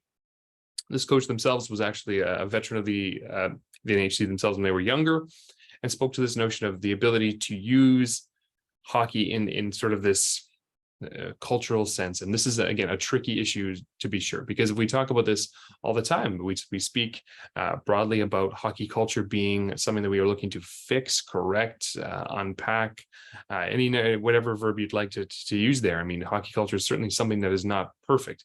So when we talk about this, it's hard to, at one hand, say, hockey culture is something in need of real critical examination and reformation, and then also say, well, it also can have this transformative effect. That's something that happens quite frequently when we take hockey into Indigenous spaces. All of our criticism, all of our concerns about the way in which hockey has been and will be seem to go away. And we say, well, it has this transformative effect, and we just stick people in arenas, and then they'll become, their lives will be inexorably changed for the better. That's something that we probably shouldn't do when we're talking about Indigenous sports specifically. And I think that that's an important aspect of it, specifically because if you look at the quote here from this coach, they're talking about the kind of hockey done at the NEHC that is being so different. Now, this is a sharing of space between Indigenous and mainstream hockey, certainly speaking, but it is a different way of doing hockey. So if we're going to perform programming in Indigenous spaces, it needs to be performed differently, and needs to have a different set of criteria in terms of how it is evaluated. So that's essentially my larger point today, which is to say that whether it's these specific goals, whether it's about these specific issues entirely, but if we're going to ask questions and we're going to apply sustainable development goals to Indigenous populations, we need to ensure that the way in which we evaluate success and the way in which we evaluate our question models evaluate the differences that occur between Indigenous sporting models and mainstream models. Goal 16, to promote peaceful and inclusive societies for sustainable development, provide access to justice for all, and build effective, accountable, and inclusive institutions at all levels.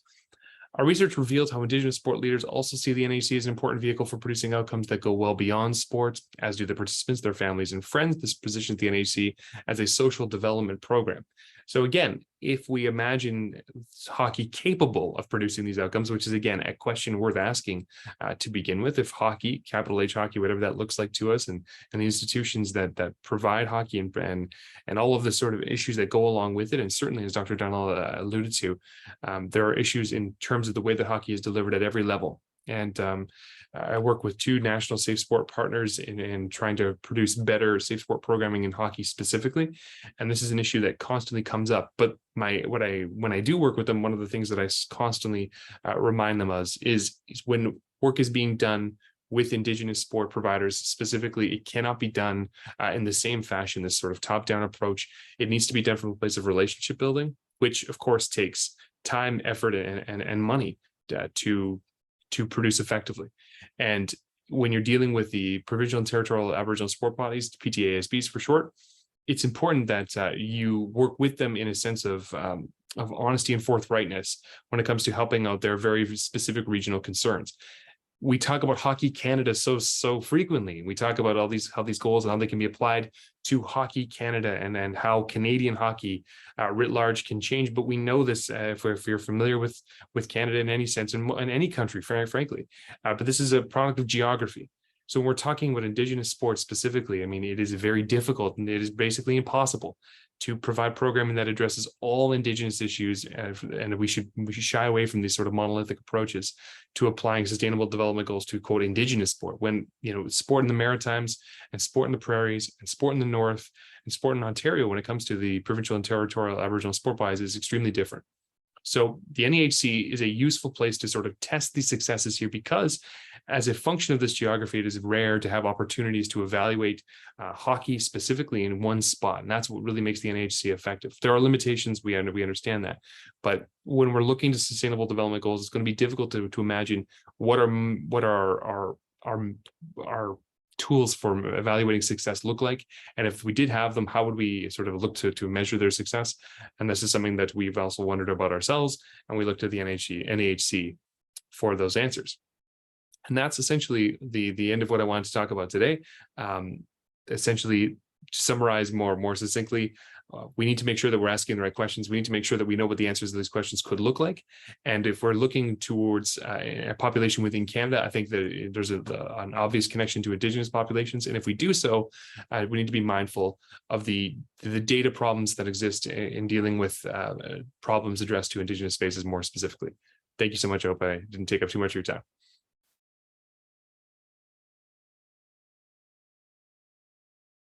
Relevant. Definitely didn't take up too much time. It was great. Really appreciate you being here and presenting.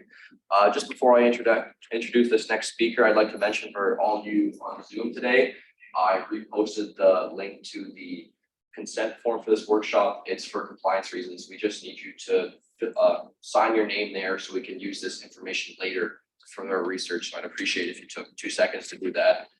Our next and last presenter is Dr. Jordan Howell. He's an associate professor of sustainable business at Rowan University in New Jersey. He researches the role of financial markets in enacting environmental and sustainability goals, and also sits as the co-director of the Rowan Responsible Leadership. Today, he'll be speaking about responsible and sustainable business practices in sport and responsible leadership. Thank you. Yeah, sure. Can you see in here? Okay. Cool. Yeah, Thanks for the cool. All right. Thanks for that thumbs up there. So my name is Jordan Howell. Like Michael's introduction, I work at Rowan University. I teach sustainable business, which basically means I get to teach sustainability, ethics, and social impact to undergrad and MBA level business students. And I also get to do a lot of research, which is fun for me. For many years, I've focused on the waste and the recycling industries, but I also have a lot of research going on looking at sustainability and sports. And the sport that I focus on is not hockey, rather the wonderful and frustrating game of golf, which has a lot of sustainability connections, you might imagine. I also direct, as Michael mentioned, something called the Center for Responsible Leadership, which at our university is a college-wide initiative that's dedicated to examining the roles of business in society. So looking at sustainability, social impact, business ethics, things like that. So Michael asked me to talk about the role that businesses can play in helping to achieve the United Nations Sustainable Development Goals, or the SDGs, and in particular the sports industry. So I think my talk's a little different than the other ones we've heard so far today, just that it's focused on, maybe reminding all of us that sports is a business too. And so thinking of the businessy kind of dimensions and attributes of sports, and how that might connect to some of these sustainability initiatives might be worthwhile. In any event, I was happy to do this talk. It's right in the wheelhouse of things that I teach and research and talk about pretty much every day. So hopefully, on target for you folks as well. So if I could start by saying that the relationship between businesses and the Sustainable Development Goals, or the SDGs, it's really crucial in advancing sustainable development and addressing these big global challenges. So the SDGs, sometimes people call them the global goals. They were adopted by all the UN member states in 2015. They provide this broad call to action, as you've heard a few times by now. There's 17 different SDGs in this wonderful fruit salad that you see on your screen here. Within those, if you dig into it, I'd encourage you to go to their website, because you get a sense of what does this actually mean in practice. Across the 17 different goals, you might have heard already, there's 169 specific targets. There might be actually a few more than that at this point. And it covers a wide range of issues, as you can see here. So I think with regard to business and the SDGs, generally speaking, we can point to a few significant roles and some important rationales for businesses to be really deeply involved with the SDGs. Businesses have substantial resources, capabilities, these broad networks that you can leverage to drive positive change in a way that you don't have with individuals or some community organizations. Businesses can innovate, invest, and scale up a lot of these sustainability solutions in a powerful way. We think about businesses and their kind of economic role in society, creating jobs, contributing to taxes, things like that. There's the economic perspective on that, but then there's also the kind of social dimension of that. Job creation, paying taxes, contributing to society. Those are essential for poverty reduction and increasing, prosperity, if you want to use that word, within a community. We think about businesses frequently performing this important innovation role, through research and development, trying to come up with new products, new services, and so forth. Businesses create new technologies that might address sustainability challenges, or maybe new processes that address some of these challenges. We know that there's tremendous power in the world of finance. Those are businesses too. Private sector investment is vital for infrastructure development, whether that's social or physical infrastructure. Supporting sustainability costs money. And so being able to leverage some of the finances behind businesses and finance mechanisms is really valuable too. We'll come back to partnerships a little bit later on. I think it's important to talk about like what does that really mean in practice for businesses to focus on the SDGs and sustainability, and thinking about how exactly should businesses get involved, where should they start, those sorts of questions. You know, a lot of people agree that sustainability is important, and you know that's pretty easy to agree to that in 2023. Figuring out where you should start from is maybe a little bit more of a challenge. Thankfully for us, there's a few initiatives and frameworks that have emerged, you know, in the past couple of years. If we were to start with the broadest, we might consider some frameworks and big concepts that can get businesses thinking about their impacts. If you're really stuck, you might start with something like the UN Global Compact or the SDG industry matrix. These are things which are readily available online. You can sort of peruse them and see how they might apply to the sports industry, or you know, specific corners of the sports industry. If you haven't heard of the UN Global Compact, it's an initiative that's focused on businesses, and it's encouraging businesses to adopt sustainable and socially responsible policies, you know, develop impact reports and things like that, in implementing, you know, different principles associated with human rights, labor rights, environment, anti-corruption types of things. So it's like kind of a laundry list of places you could examine or start from. Similarly, the SDG industry matrix is related to this global compact. It's really a document that provides a lot of practical guidance to businesses on how to align whatever their strategic plans are with the SDGs. So every business, hopefully, including, you know, sports businesses, have a strategic plan for where they're going, and figuring out how to line that up with the SDGs can be really valuable for both, you know, achieving business success and also achieving the outcomes you're looking for with the SDGs. You know, a couple of other big concepts that might help jumpstart action, or at least thinking about action on sustainability. So for instance, if we approach this broad idea of impact investing, so how can we leverage you know, financial backers or attract new investors to generate those positive social and environmental impacts along with the financial returns that they might be looking for. Okay, so this might include things like figuring out how could the sports industry launch, you know, green bonds or other types of financing mechanisms that raise capital, but that also have conditions tied to them that are focused on sustainability and social impact. So you see some of these things in developing countries in particular, where, you know, people investing might say like, hey, we'll give you your $10 million that you need. However, we also want to see these particular environmental or social outcomes associated with your project. So there's plenty of interesting examples there that businesses could look at. The concept of social entrepreneurship might be valuable for the sports industry. You know, social enterprises, if we were to define them, they're businesses that aim to create positive impacts and address a social or environmental challenge while also remaining profitable. So they have this kind of dual mission associated with them. Sometimes that's harder to do for existing businesses, to go back and sort of embrace this thing. You know, they have a long-standing set of practices already. How do you go back and revise them? Well, that's kind of tough. You can do it, but it's tough. For newer businesses, whatever industry they're in, if you adopt this type of orientation from the outset, you know, you might be more likely to achieve it. A lot of, you know, a popular starting point for businesses and sustainability focuses on reporting and disclosure. So a lot of companies and organizations produce, you know, sustainability reports, impact reports, corporate social responsibility reports, whatever you want to call it. They're all sort of doing the same thing. And these are intended to outline efforts, impacts, and progress towards something like the SDGs. And it also, you know, has this effect of enhancing transparency and accountability. You know, in some of my research and in talking with students and teaching, there's a lot of evidence that even just saying where you are, honestly, is really valuable, right? You know, people are afraid that if they issue a report, they'll look bad. Well, it's one thing just to say we've done everything terribly and we have no plans to improve. But if you say, hey, you know, this is where we're at, here are things that have happened, here's where we're going, we have a clear strategy, you sort of provide this roadmap to internally and externally that you know, is useful for these accountability reasons and helping you actually get to where you want to go. One thing that I like to—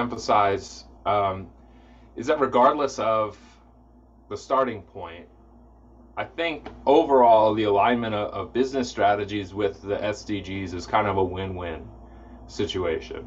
Businesses can create a lot of long-term value, enhance their reputation, reduce risk, contribute to a more sustainable world, while achieving different pieces of the SDGs clearly benefits society as a whole. So I think a lot of the time folks out there hear, sustainable business, and they think of things like recycling or renewable energy or organic food, electric vehicles, stuff like that. But really every business and every industry has the potential to be a sustainable business. So from my perspective, the sports industry, sports teams, they can play a really significant role in advancing the SDGs and promoting sustainability in various ways. So sports have such a broad reach. They're popular, they have influence in ways that other kinds of pieces of society don't have influence, that they really provide a unique opportunity to drive positive change and inspire action, hopefully, among fans, athletes, organizations, sponsors, things like that. If we wanted to identify some of the ways in which the sports industry and sports teams can contribute to the SDGs, there's a lot that kind of can be done and a lot of potential connections. So, you see listed on the screen here some connections between the sports industry broadly understood and specific SDGs. One thing we might highlight in general is that the sports industry is very good at raising awareness. Some of it might be kind of eye roll inducing if it's not done well, but if you have something that's so significant in society focused on sustainability or some piece of sustainability, folks have to kind of think about it whether they wanted to or not. There's some level of awareness raising, and that's valuable for some of the SDGs for sure. And we can think also about the ways that the sports industry is adept at raising money in different ways. Well, you could certainly use some of that to pursue different sustainability goals. Generally we've seen a lot of this already, so I won't spend too much time on it. We think about how sports are inherently linked to physical activity and health. There's SDG related to health and well-being. The sports industry is, depending on the sport, perhaps we heard some research earlier about indoor, outdoor, different types of things that are necessary for a given sport, maybe more or less affected by climate change. But we think about how sports and especially large events contribute to carbon emissions and what they could do to reduce something like an environmental footprint. We've heard a lot already about the role that sports can play in challenging gender stereotypes and promoting gender equality. Sports and academies can maybe contribute directly to educational initiatives, more sustainable infrastructure, things like that. So what I'm getting at is that there's a whole gamut of things that sports can do tied to the SDGs, ranging from operational stuff like what you do at an event or in your facility, all the way through these kind of more abstract goals about equality in society and raising awareness and things like that. I think that in any of these, the key attributes of sports as a business is that, professional sports in particular are highly visible. In most countries, they're a major part of popular culture, whatever that sport might be. You can see on the screen here some, details about the global fan base for different sports around the world. I'm sorry hockey was not included in this graphic, but, some of these things are reaching huge portions of the global population. So even a minor focus on sustainability would probably have considerable impact. Looking at something like cricket, with 1 billion estimated fans, that's no small chunk of change there. So it's highly visible. So you have the opportunity to get the message out there. I think the other thing that's valuable about sports as a business or an activity is that most people have some personal experience with sport in some way. Whether they used to play, whether they still play, whether they want to play, that personal connection to an activity, I think, is tremendous leverage for influence by sports organizations. So by leveraging this influence and the resources that they have, the sports industry, I think, has more potential than some other industries to influence positive change and contribute to these SDGs. One thing that really bothers me, a lot of the time talking about sustainability in business is that it sometimes is kind of communicated with this feeling of like a charitable giving. You know, like businesses have an obligation, a moral obligation to do X, Y, and Z with regard to sustainability. And that may be true. We can examine that from a business ethics perspective. But I always like to emphasize that it's not really a one-way street where an industry gives, so to speak, to achieve these broader societal outcomes. There's plenty of businesses out there that have converted a commitment to sustainability into additional revenue, additional sales, greater profitability, things like that, including sports industry businesses. So I think pursuing sustainability initiatives and aligning with the SDGs brings a lot of different types of benefits to sports leagues and sports teams. And we can focus here, as this slide does, just on kind of marketing benefits that might come from a sincere commitment to sustainability. So if we think about consumers and fans becoming increasingly conscious about environmental and social issues, organizations that demonstrate this commitment to sustainability and responsible practices enhance their brand image. They attract a wider audience. They strengthen their market position. You know, even thinking about, you know, just some of the more superficial ways that this would be true, we could identify a number of benefits. So, you know, your brand may be enhanced. If you make yourself, your team, or your league portray yourselves as being a responsible and kind of forward-looking organization, what's wrong with that? That seems like an excellent, you know, way of building for the future. The positive image might attract new types of fans, different types of consumers, different types of participants, different types of sponsors. You know, there's been a suggestion within the kind of sports business research that a lot of the leagues and teams' commitments to, you know, sustainability is really sponsor driven. We shouldn't be surprised at that. Brands give a lot of money to support, you know, different sports teams or, you know, activities. They don't want to be tied to something that looks bad. You know, if the event itself is producing some sort of harmful effect on the community or is deeply exploitative in some way, why would a brand want to be associated with that type of negative externality, if you want to call it that? So maybe sponsors are demanding these things, but, you know, it's maybe a strategy for sports leagues and teams to get ahead of that kind of sponsor pressure by embracing sustainability on their own. You know, it's a more crowded media market than ever before, more crowded sports market than ever before. A focus on sustainability could set a league or a team, you know, apart from competitors. It's certainly possible. You've seen the rise of a few different sustainability-focused sports teams around the world, and we'll maybe talk about those a little bit later. But it's one way of standing out. You know, maybe in particular at the lower levels of professional sport. Okay, sustainability commitments, you know, attract positive media coverage by and large. You know, that's maybe a different way of getting eyeballs on the sport. We mentioned also, you know, these other types of fan engagement things already, sponsorship attraction. Maybe, you know, I'm not a social media person, but I know this is hugely important. Sustainability initiatives might be excellent content for social media platforms if we're thinking about it in that kind of way. You know, there might be more engagement through social media as well with different types of people.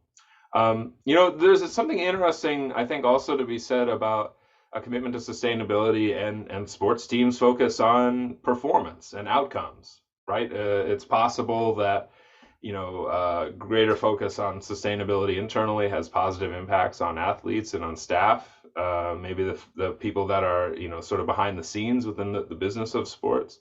If we want to think about it in a long-term way, all right, you know, legacy of sports teams and leagues is, you know, what did you win? How successful have you been? This is another way, I think, of thinking about a long-term legacy for sports leagues and the sports business. What is the kind of long-term stewardship of the earth and community and natural resources and all of that this sports business has contributed to? You know, here's your hockey reference for the day. There's a Stanley Cup, Lord Stanley's Cup there. There's a lot of legacy associated with teams that have done well there. What is the potential for legacy building around sustainability in sports? So, you know, I think that every business should look to examples of what's gone well somewhere else. but we also have to recognize that every business is on its own unique sustainability journey. So I want to offer you two examples of sports teams and leagues that have successfully embraced sustainability and the SDGs, just to kind of highlight what's possible. And I'm very confident that the people that are participating in this event have forgotten more about hockey than I could ever hope to learn. So I'm going to stick to non-hockey examples so that I don't embarrass myself trying to talk about ice hockey. So the first example I'd offer you is of FC Nordsjælland, which is a football club in Denmark. We're sort of a middling kind of local club on the outskirts of Copenhagen. In the early 2000s, sort of shifted to embracing sustainability and social impact initiatives, very explicitly made connections to the Sustainable Development Goals. And nowadays, the club kind of stands out in the global football industry due to this unique approach, sometimes described as the Nordsjælland way. It includes the following aspects that you see here built into all of the club's activities. There's a strong emphasis on gender equality. All right, well, Denmark is a country that has strong performance on measures of gender equality anyway, so perhaps it's not surprising that filters into sport, but FCN has kind of embraced gender equality for a long time. They do a lot around their women's team and promoting that, and sort of drawing attention to that in the same way that the men's first team is promoted. They also have a lot of developmental teams that are for men and for women. They run one of the longest standing women's teams within Nordic soccer. It's under the same umbrella as the men's first team. It's not a whole separate entity like sometimes you see in North America with women's sports. There's FCN, they have a men's first team, they have a women's first team, they have all these developmental teams. It's all one kind of organization, and they sort of benefit from this shared approach to marketing and other developmental resources. FCN partnered with, actually they were acquired by an organization called Right to Dream, which is an NGO known for establishing pretty successful football academies mostly in developing countries. And so, they all sort of function as feeders into the top level teams. And this partnership allows academy graduates to play for the club. It nurtures young, kind of homegrown talent, if you want to use that phrase. They also, in the course of what goes on at the academy, align with different SDGs. Along the way, people complete an education, which sometimes, in the countries where the academies are located is much less common than we would hope. So building the academies into the overall organization as a way of accomplishing different SDGs. FCN has been kind of out there at the forefront, leaders in agreeing to some of these climate and sustainability oriented commitments. I know some of them were mentioned earlier. They've also done a lot with developing the kind of club culture around one thing they emphasize is character development. So there's the physical development and all of the stuff that goes into playing the sport, but then also, this belief that they have an obligation to developing a whole person from the academy level all the way through, to the top. And, the club's approach has attracted attention from other clubs and industry professionals. They've got attention from the German Bundesliga, the English Premier League. They have a partnership recently announced with MLS in North America, Major League Soccer. A new team that's going to be launched in San Diego in 2025. It's very clear also that FCN aims to generate commercial value from this approach that they have. So they attract sponsors, partners who align with their values. They've transformed it also into sporting success. I think it's worth pointing out. They consistently do well in the Danish domestic football competition. There's a return in terms of team performance. The photo you see here is when they won the Danish championship, which you might think, okay, who cares? They won the Danish soccer championship. It got them a ticket into the Champions League, which, if you follow professional sports, there's huge sums of money that are tied to participating in the Champions League. So for this kind of small regional club to have achieved that success, well, that was kind of a big deal at the time. And then alongside all this, they kind of consistently mention their commitments to sustainability and social responsibility and so forth. So they make it a sort of standout example, I think, in modern football. If I can mention another example, looking at golf, which I'm pretty familiar with, There's some interesting sustainability initiatives from the European Tour. Now it's known as the DP World Tour, which is the second most important, if I could say that, men's pro golf circuit in the world. They launched a few years ago what they call the Golf for Good program that encompassed environmental and social issues. So the environmental part was called Green Drive, and it was aimed to demonstrate environmental responsibility and promote sustainability within golf. You know, they had very clear kind of goals and targets that they set out, reducing the tour's carbon footprint by 50% by 2030, achieving net zero carbon status by 2040. They've also, like FCN, signed on to a lot of these kind of climate pledges and frameworks for action around sport. You know, so they're very public about this commitment that they've made. They've had this kind of plan or strategy. They're a very interesting strategy document. It's about 45 pages long. I'd encourage you to check it out, about how they plan to integrate sustainability across all different aspects of DP World Tour's business, everything from operations to their sponsorship partnerships, their IT, you know, how tournaments are operated, the TV production of events. You know, they've thought about the sustainability and that, you know, how venues are operated with regard to sustainability. They've extended this thinking into the golf course design component of the European Tour, which is called European Golf Design, so that as new courses are coming online that have a relationship with European golf design, you know, they're being developed with an eye towards sustainability from the outset rather than something that's been retrofitted. So you know, they have the environmental part, Green Drive. They have the social component of their sustainability strategy, Drive Golf Further. You know, you run out of golf puns to, I think, you know, use when you're titling your sustainability initiatives. So that's why they both probably have the word drive in them. I guess that sounds more important than like putt for change or I don't know, something like that. But anyway, Drive Golf Further is focused on social inclusivity in the sport. So they focus on things like mental health awareness, supporting people who work in the golf industry, you know, among recreational players, making sure that there's opportunities to play and you know, that people are aware of the physical and mental health benefits of playing golf. You know, a couple of the higher visibility projects that have happened under the Drive Golf Further campaign have been a very interesting and kind of public commitment to what they call G4D, the Golf for Disabled. They launched a kind of parallel, you know, semi-pro tour for golfers with physical disabilities, so that they're kind of playing on the same courses as other DP World Tour events, you know, simultaneous with DP World Tour athletes.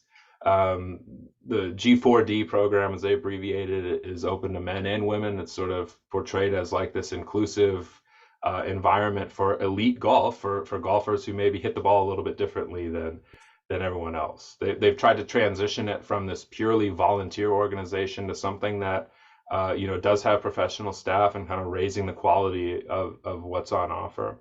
Another way that this Drive Golf Further social impact emphasis has played out has been through co-sanctioned events. You know, golf is interesting in that there's really no reason why you couldn't have men and women playing at the same tournament. You know, it's the same golf course.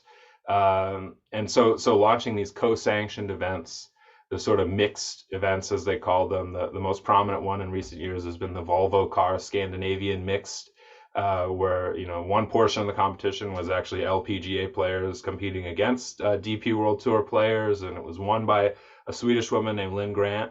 Very exciting. So hosting these kind of mixed gender events, I guess you could call them, just sort of highlighting elite golf as opposed to elite men's golf, elite women golf. It's just elite golf. So kind of changing the conversation about who plays golf at an elite level. That may not necessarily be possible with all sports, but you know, it's interesting to think about how do you highlight the different types of people who play sport as opposed to the focus on elite men's athletes, which is typically the focus. You know, they do some sort of I think lower profile programs to support the communities where they host DP World Tour tournaments. You know, they have sort of like scholarship funds for folks who work at the host courses or people who are, suppliers in the community.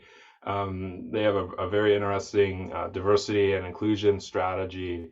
I think they're called the Golf Futures program, sort of showing people of different backgrounds, pathways, career pathways in the world of golf and things like that.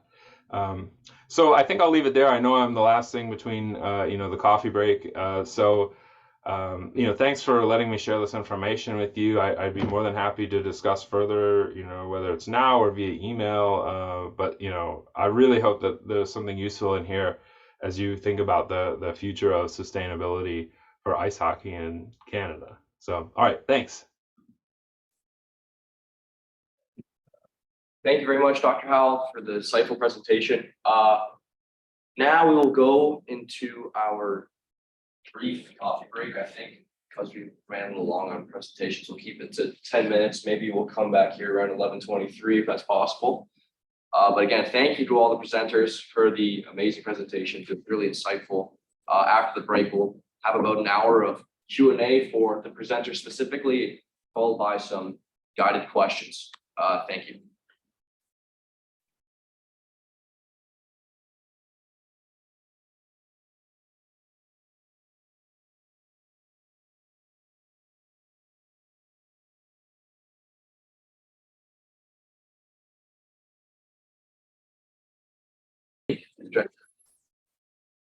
A little bit. I don't know if the presentations are very good. Again, presenters. We're going to move to the second half of our workshop today. We'll start with specific questions and answers to the presenters, and you don't have to go in order or anything. Just have a question. Raise your hand maybe in the Zoom, and if you're in person, just let us know and you can start speaking. The mic will pick you up. And after we're finished with those, we will continue on to our guided questions where maybe more of the group can participate and become involved. And one thing just to really keep in mind while we're answering and discussing these questions is that the main goal of our project is to create a short, intense, but effective training module for hockey and the SDGs later on to be able to present and educate hockey stakeholders. So if you can keep that in the back of your mind while you're thinking about these questions, for our sake and for the sake of the advancement of this project, we'd really appreciate it. And I guess we'll start off now with the questions. If anybody has any, please feel free to go first. I know I wrote down a few, and let's get started.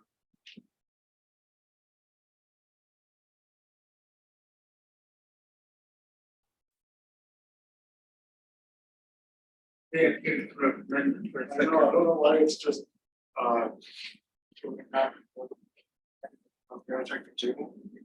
Just to check, if I'm speaking here, can everybody hear me on the Zoom? Awesome. I guess I'll start with a question that I had for Dr. Darnell. I think you mentioned in your presentation about the abuse and the sexual harassment issues within hockey. Did you know that if that was more originated from coaches or if it was from teammates, or do we not know? And additionally, what do you think would be an effective way to educate people to prevent these types of behaviors from happening in hockey? Because unfortunately, it can be a part of the hockey culture. And I was wondering what are effective ways we could prevent those behaviors from happening. Thank you for the question. Yeah, I mean, I think you're in some ways you kind of answered your own question. I don't think this issue of abuse in hockey can be attributed to a particular subset of hockey. You know, this isn't just a coach's issue, isn't just a player's issue. It's a cultural issue, and it's deeply connected to expectations of what hockey players are like. It's connected to masculinity. It's connected to power dynamics between coaches and players, and between players and other players. So, I think that's an important thing to recognize. It's also part of the challenge, is that this can run quite deep in hockey culture. How are we going to change it? I mean, it is changing, whether we but not smoothly, right? I mean, there's just more reports even this morning on CBC about the sports minister and her struggles to make sure that safe sport issues are on the table ahead of the next Olympics and then ahead of the next funding cycle and ahead of the next release of the Canadian sport policy. So, you know, these issues aren't going away. But my point in bringing it up today was more to say that I think this is an issue that is inseparable from these other sustainability issues that we've been talking about. And I'm not saying it's like the same as the climate crisis, but it is part of, you know, if we want to make sure that sport is safe and healthy and inclusive in the long term, this is an issue that we need to sort out. And I'll be perfectly honest, that's not an idea that has always received support when I've put it out there. You know, I've done some work with public policymakers about sport and climate issues, and then I bring up the significance of safe sport and try to make those connections as something that I think is important for the long-term vision of sport. And sometimes they don't like that because it seems like it's confusing the issue. So I understand that they don't always fit together conceptually, but I think it is part of a healthy, holistic vision of what sport should look like, that it shouldn't cost people to play sport. It shouldn't cost them you know, their safety and their psychological health, their well-being, and they shouldn't have to risk abuse from coaches or other players in order to play the game. So I think that's part of the sustainability issue. Perfect, thank you.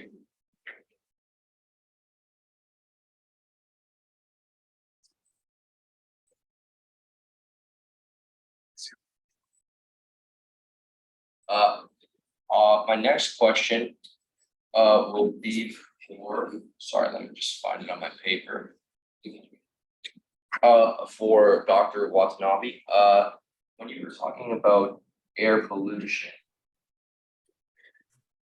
with regards to hockey or sport in general, do you think that this has more to do with public like transit to the games, or is it the facilities themselves? And if it's transit to the games, do you think it would be beneficial to support a better public transportation system to these sporting events?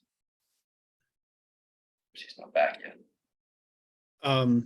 So I think this answer is sort of twofold. I think one, it's sort of facility dependent. When you say is it facility or we're not actually able to measure in a lot of cases. This is actually something we're working on, the pollution from the facilities, because the facilities are on an energy grid. And so you're not going to measure the pollution at the actual source where the stadium's at. You're going to have to actually measure that at any plant where the emissions would occur. So from that aspect, you could have a stadium being powered by a plant hundreds of miles away because of the grid. And so in that sense, we're not fully sure about all the emissions that are happening from the stadium. But what we're likely measuring then is because of basically we see that it's ozone, and then sometimes there's an increase in sulfur dioxide. Another part of basically ozone is smog, and sulfur dioxide is the thing that gives ozone its brownish color. If you've ever flown into LA, like I do many times, and you see that nice haze as you get up, that would be the combination of those two compounds. So basically what's happening there is it is vehicle emission. So the likely answer would be, yeah, it'd be great to have more public transportation. But I don't think that solves the problem because, for example, you can put public transportation, let's use Atlanta for an example. You use Mercedes-Benz Stadium, which is the first platinum LEED certified sports stadium in the US, has all the, energy reducing everything.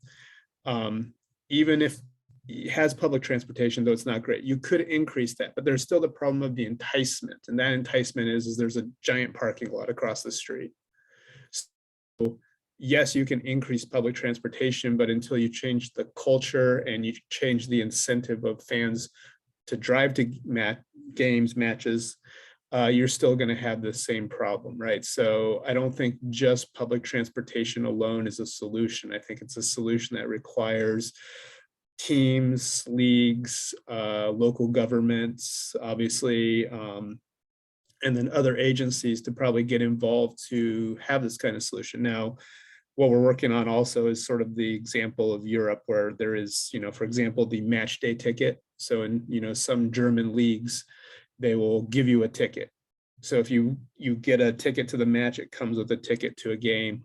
When I was in Qatar, they actually did the same thing. They have a match day ticket. Those aren't as much environmentally based as they have no parking. So they're trying to get everybody to use it through public transportation, but that still sort of helps out from an environmental perspective. There's a lot of different approaches, but we still haven't really found the best solution. So that's something I think we're still working on as well. Perfect, thank you. My next question will be for Dr. McKee. You mentioned a lot in your talk and your presentation about the NAHC, which seemed like a very interesting tournament. You also mentioned that it's held once a year in Yukon, I think. Do you think that it would be beneficial to hold this tournament more than once a year and perhaps different, more accessible locations such as Ontario or Quebec, because it's such a positive tournament and it has positive effects? Do you think that would be beneficial, or I'm not sure like why it's in Yukon? Can you give me some more insight into that? Sure. Just the 2019 tournament was in Yukon. It's sort of a host situation. So yeah, regions bid for the tournament. Last May was in Winnipeg. The next tournament is in Grand Prairie, Alberta. I'm actually from Calgary, so I'm kind of familiar with Grand Prairie, and I think we'll miss Winnipeg, frankly, but that's not the point. It's all over the country. It's more than once a year might be tough given the enormous struggles of just trying to conquer Canadian geography. And it actually speaks to something that I kind of also wanted to follow up on something that Dr. Darnell just said when he mentioned the sort of safe sport angle. And he mentioned when we use the word like sustainability, I find this so frequently that serves as code for green technology, the environment specifically. And I think 4 years ago, we would have looked at hockey specifically with the notions of sustainability and questions of, is hockey sustainable? Would have pointed us directly towards the environmental question. There was an open question about whether or not hockey in this country is sustainable, like from a governance point of view, very recently. And I think that's a really great point that Dr. Darnell pointed out there, where like these issues of abuse threaten the very sustainability and existence of these organizations. I can't even conceive of a situation in which Hockey Canada's existence would have been threatened in 2010, say. And now there were very real questions last summer asked about, is this organization going to exist? You have the Alberta Junior Hockey League leaving Hockey Canada in general. You have BCHL sort of thinking about it as well. Sorry, the BCHL left, the AJHL thinking about it. I mean, that's, I think, a really great point where we're going to be, if we should probably think of a more expansive use of the word sustainability. And yes, it absolutely involves the environment, but I mean, these issues are existential threats to some of these institutions that have proven themselves, unwilling and unable to handle this level of scrutiny or even just a good governance in general. So I like that as well. And in terms of sustainability of this tournament, the NAHC, I mean, it is barely sustainable the way it is right now, to be perfectly frank. There is no NAHC organization. It is a working group, and it sort of appears and disappears and appears and disappears after the tournament. There isn't like a standing committee that organizes the tournament. There are intergeographic political concerns that go with which region is hosting and which sort of is shouldering a more intensive burden with regards to Indigenous sport. But I just love that the point that Dr. Dunlop raised there about the use of sustainable in terms of the actual governance of these organizations and the sport itself, which is also threatened by bad governance and abuse and things like that as well. So sorry for sort of veering off track, but tournament is in lots of different places all over the country and probably can't be hosted due to the enormous logistical constraints. Thank you so much. My next question, I think, could be answered by either Jordan or Nick. It's about sport business and just, I think in Dr. Howell, your last presentation, you mentioned something about companies and sport firms capitalizing off of these green efforts or these sustainable efforts from their consumers. Could you touch more on how that's possible within the hockey industry, or, well, I know you're not familiar with hockey, within the sport industry? How is it possible to, focus on sustainability, but at the same time not sacrifice revenue? And the second part of the question would be, then if we're making it about revenue, does that bring in a dilemma with the fact that people will be focused more on the profit or the money, and it'll turn more into a greenwashing situation? How can we balance these different nuances? Sorry for the long question, or if it's unclear, I can clarify. No, I think I can do okay. I mean, you know, some of the sustainability stuff, like our last respondent just mentioned, people hear sustainability and they go to like environment kind of automatically, and that's okay. When you look at other types of businesses, you know, that have focused on sustainability, they've done a lot of efficiency improvements, has been like the place to start. Like Walmart, for example. Walmart is inherently unsustainable as far as, you know, the business model of selling as much stuff as cheaply as possible to as many people as they can. There's a, you know, kind of core environmental concern there. They can do it in a really efficient fashion that maybe uses less energy, uses less material, so on and so forth. So, you know, one step towards improving, you know, profitability in that example is using less inputs to produce the thing that you're doing. So I think any sports team, sports league organization in theory could become more efficient as far as their resource use, whether you're talking about literal resources or you know, kind of human resources or infrastructure for getting the you know, the sport out there on the field or on the ice or wherever. So that would be one way that a focus on sustainability could make you more profitable.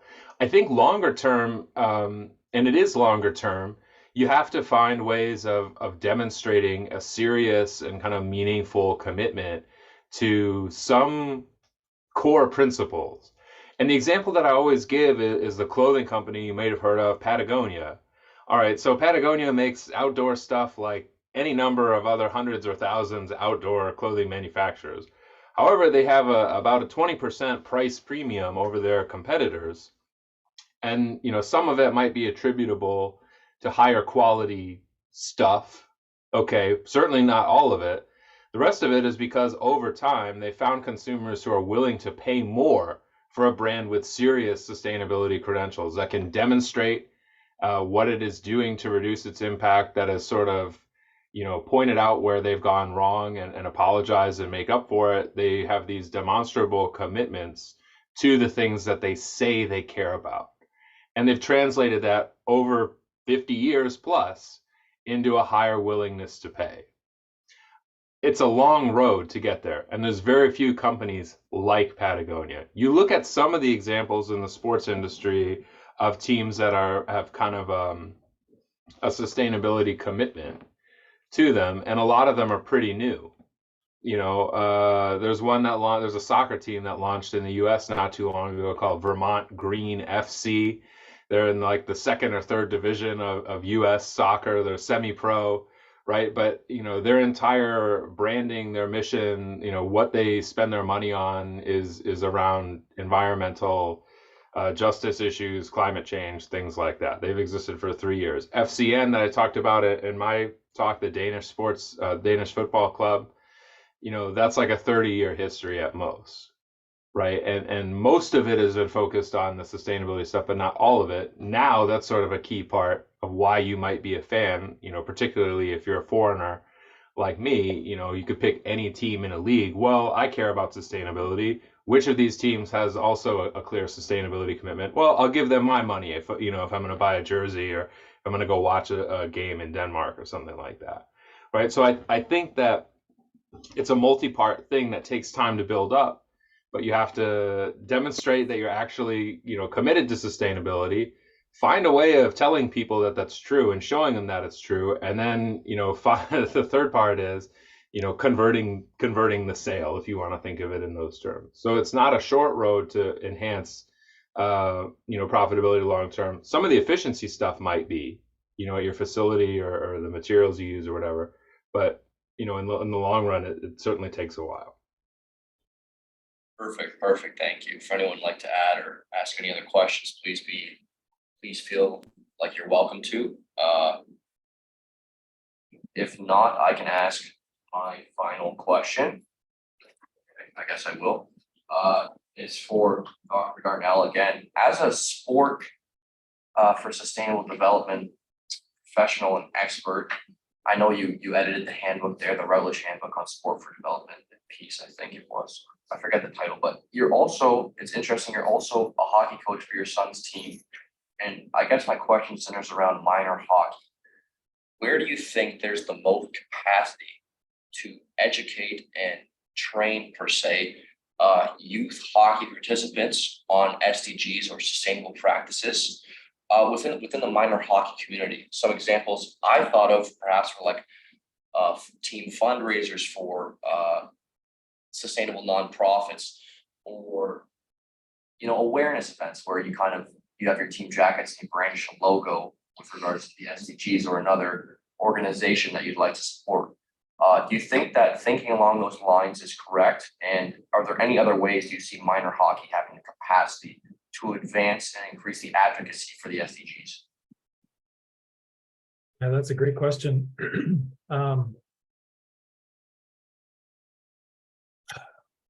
I think it is an issue of capacity. I mean, a lot of minor hockey is based on volunteer work, and a lot of volunteers putting in a lot of hours outside of their regular jobs.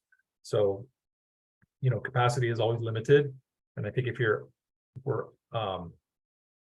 just putting more demands on volunteers, that's probably not going to go very well.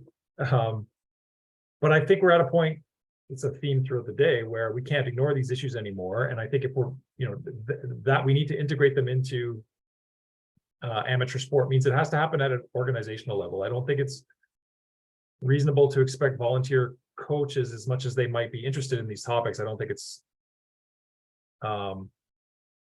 reasonable to ask them to coach the team. And then also, by the way, could you make sure to integrate issues of sustainability into your coaching? So I think it needs to come at a more institutional level.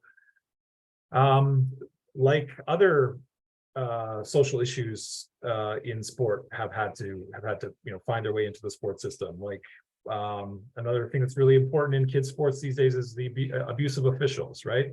So I'm also involved in baseball, and I know that different baseball organizations are really ensuring that coaches and administrators are trained on those issues. But that's coming from the top down, and it's coming from the heads of provincial sport organizations saying these are values and issues that we need to integrate into our practice. So, and it's not that different actually. If you want to be a volunteer coach now, you have to go through lots of training, as you should, to make sure that you understand safe sport principles.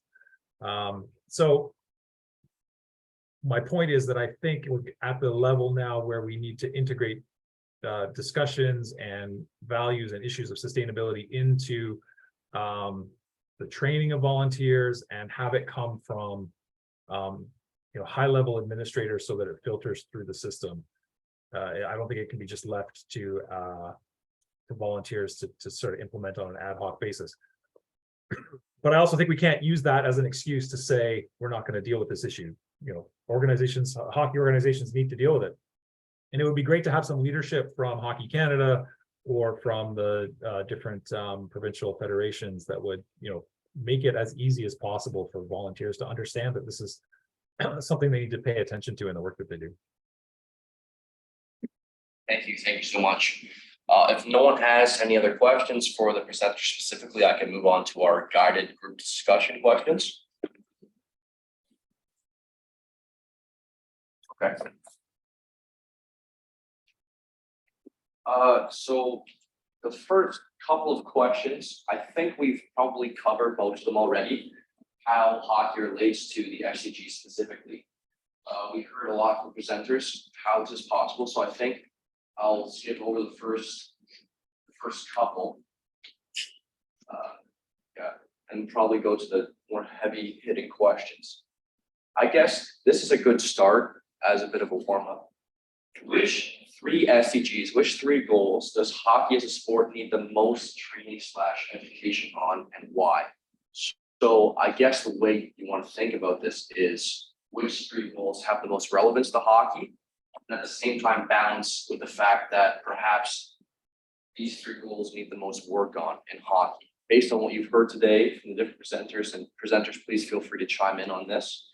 What do you think those top three are, just briefly, so we can have an idea of where our focus should lie?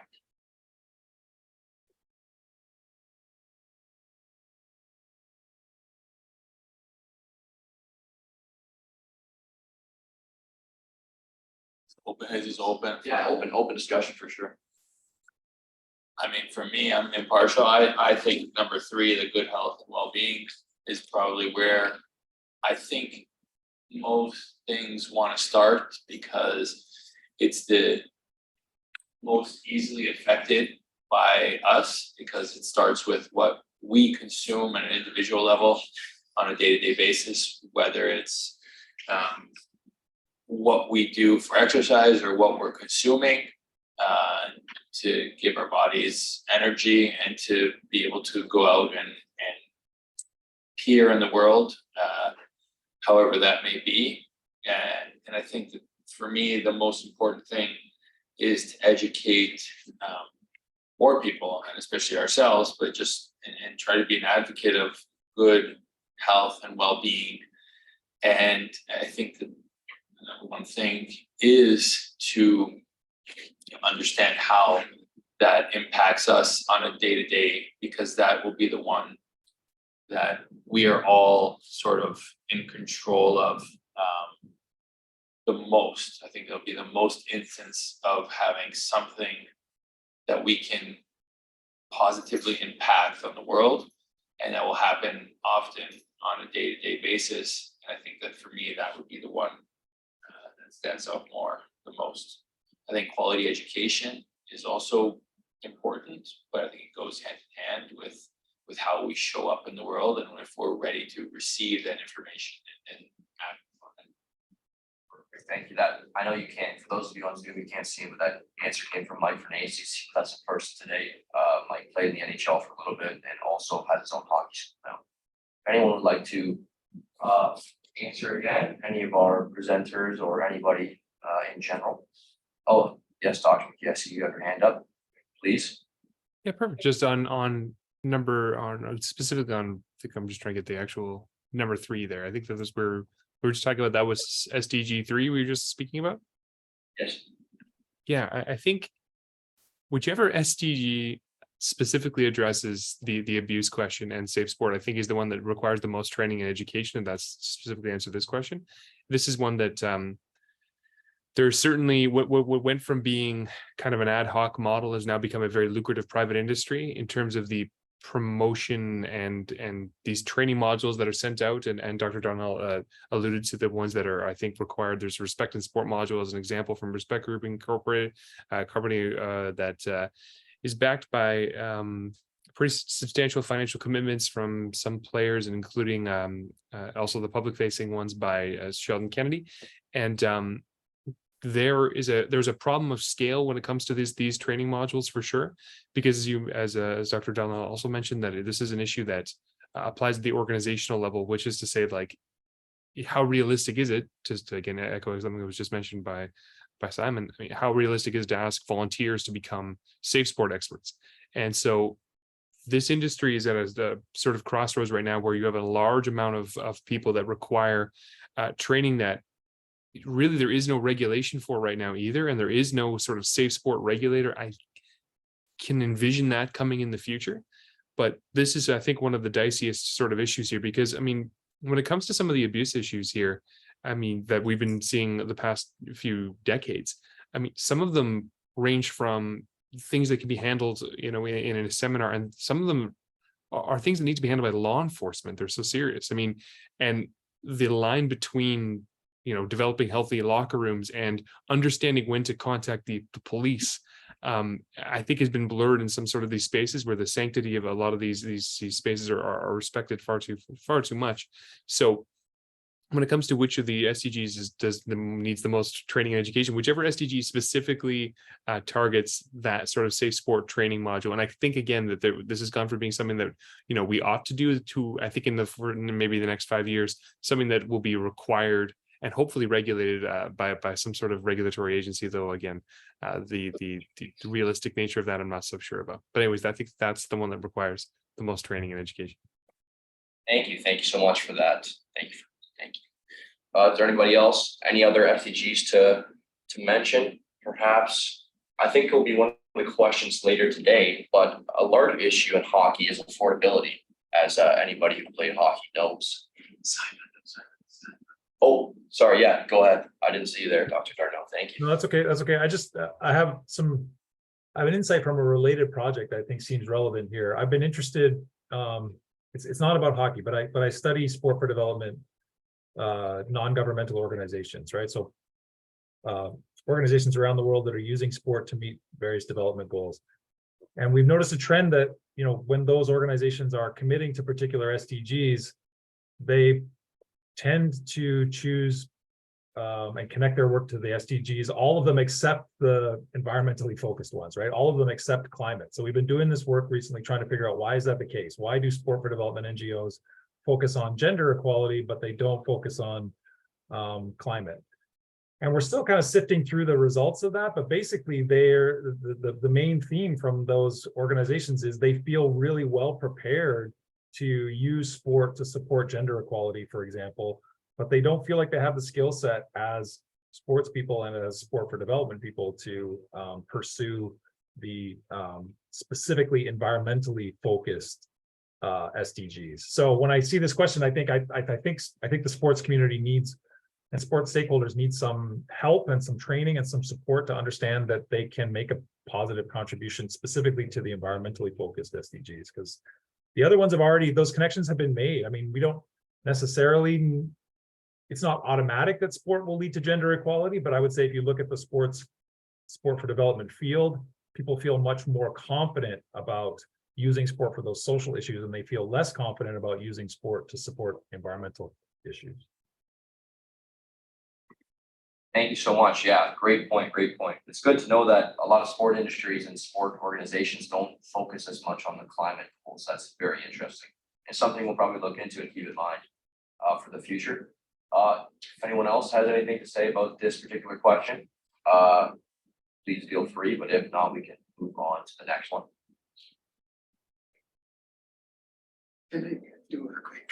Yeah, sure.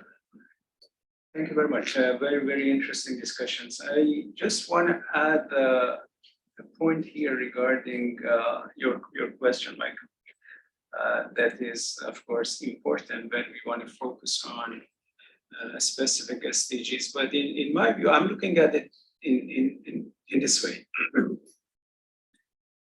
There are SDGs that are helping us as sport people. Suppose I'm hockey player or hockey industry. So SDGs for us as player, SDGs that help us to do better what we do. There could be 3 or more that are very much related. For example, as mentioned, quality of life is one of those, or education. Once we take on those, it helps us as hockey player, as a sport people, to do better. And there are also SDGs or things that sport people can do for SDGs. These are SDGs that are not, let's say, not directly related to a sport, but the sport can influence a lot in their achievement, in their success. For example, we talk about peace as one of the key elements. So, so much that is sport can contribute to make a better, world a better place, safer place, more peaceful place through their interventions, through awareness raising, etc. So maybe looking at it this way, SDGs that are for us and SDGs that we can be for, playing for. That's my quick point here. Thank you. Thank you very much. For those of you on Zoom that can't see, that was from the professor in charge of this project, Dr. Ali Askari. He's also our CFOL, your coordinator. So thank you very much for your response. I actually like that point quite a bit. I think it's actually really relevant to understand it in that way too, because sport offers a lot to a lot of people. And I think that when you're a new parent, you're trying to think of ways that your kid can be, protected and safe throughout the course of their life. And I think that being part of a team where you have to show up and you have to do your part in order for the team to achieve success, I think sport offers that ability from when they're young, and you learn good social and strategic and just good life skills. And I think that is something that we should note, and that does bring positive emphasis on, choosing to be, whether an athlete or choosing to participate in sport, which can, I think, affect sustainability quite positively. I know for many people, they want their kids to play sport because, inserting, an hour or 2 hours of sport a day, is impactful when they're kids, but when they become teenagers and, they're going through different changes in their lives hormonally, that 2 hours of practice with their teammates, reduces the amount of time that they can be doing other dumb things that might get them into trouble or make or have a negative impact on their life and the rest of society. So I think that's a great way to look at it for sure. Thank you very much, Mike. Does anyone have any additional points for this question? I don't think so. I'll move on to the next one then. So this is more of a specific question. Read it on your screen. I'll read it out loud as well. How can hockey organizations raise awareness about the SDGs among players, coaches, and fans to promote their integration into the sports practices and values? So what we're looking for out of this question is probably how can we as a project in the future best educate these hockey stakeholders on the SDGs in a way to make them not only aware, but want to become involved in the advancement of these goals and be excited about it. For any of our presenters, I think they can answer this question, how we can best approach this, or anybody listening, we'd be happy to hear. Sure, Jordan, you had your hand up? Yeah, I think it's really interesting because, it happens all the time, particularly in the US, that when the leading message is about sustainability, you kind of turn off a huge segment of the potential participants or the buying public, so to speak. When you come at them with an overt message about sustainability, some people will really be into it. Some people will absolutely hate it and boycott your brand or whatever. So I think with sports and the SDGs, I don't actually think that it needs to be like an in-your-face kind of thing. Like you can accomplish, or have as a target accomplishing some of the stuff within the SDGs without overtly coming out and saying, we're doing this specifically because the United Nations SDGs exist. Some of the stuff is just, if I can run the risk of saying this, it's just basic being a decent human. And you kind of accomplish the SDGs along the way. So for instance, with some of the diversity and inclusion stuff, I feel like if the tip of the spear, so to speak, is that, we are going to have greater diversity and inclusion, and, it's a justice issue, it's a moral argument, it's all these other things, you'll have some people who are on board and other people who will sort of stop paying attention.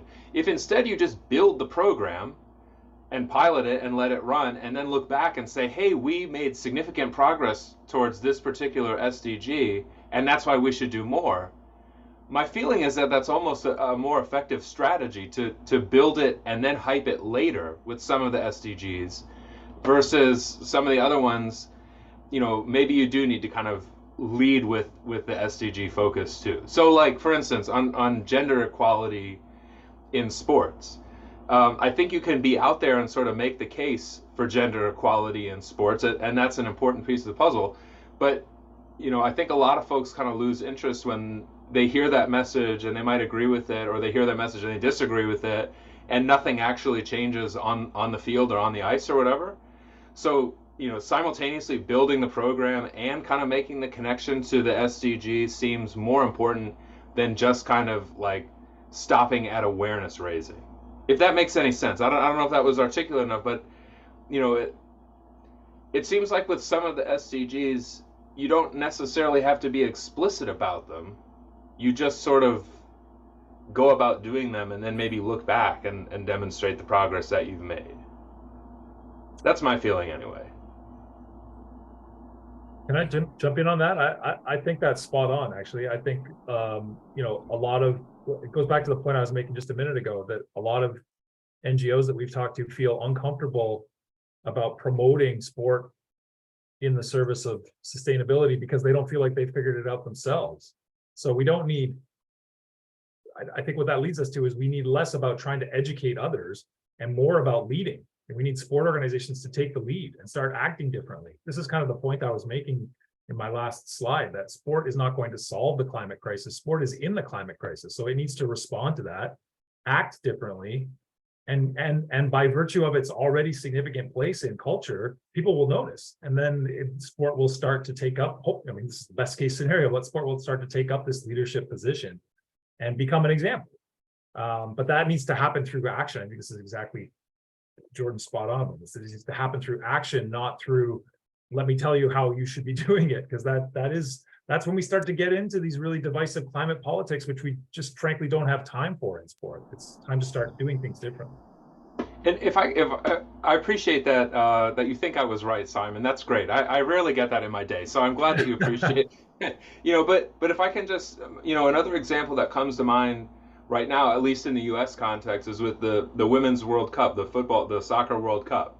Like, there's so much, you know, kind of academic intellectual argument that you can make about the importance of women's sports and, you know, supporting the women's national team and so on and so forth. But the argument in a lot of ways, I think for most viewers, and I'm running the risk of generalizing here, they have an unbelievable on the field product. Like, they are exciting to watch, they win, and so then you sort of garner the interest and the attention around, like, oh well, like how do we build other kind of momentum around women's sports? You know, I'm also a rugby kind of nut.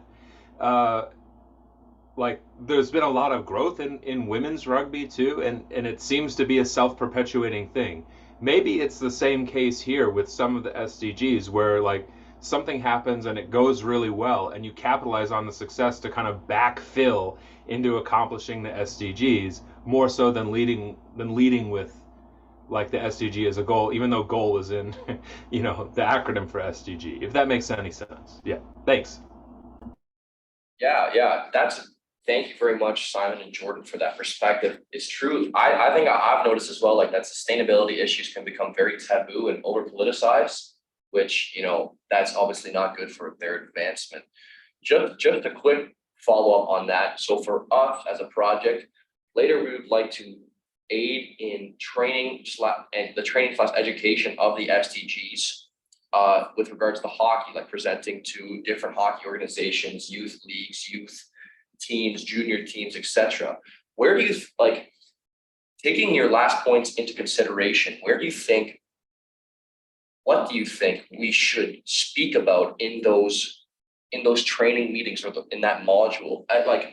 I guess because you just mentioned how it's important not to sound like you're preaching to them, or you're like saying like, this is how you should do it, and it's less about that more politicized and taboo side of sustainability, but more about, hey, you guys can lead and take action. Do you have any advice for us on how we can do that the most effectively?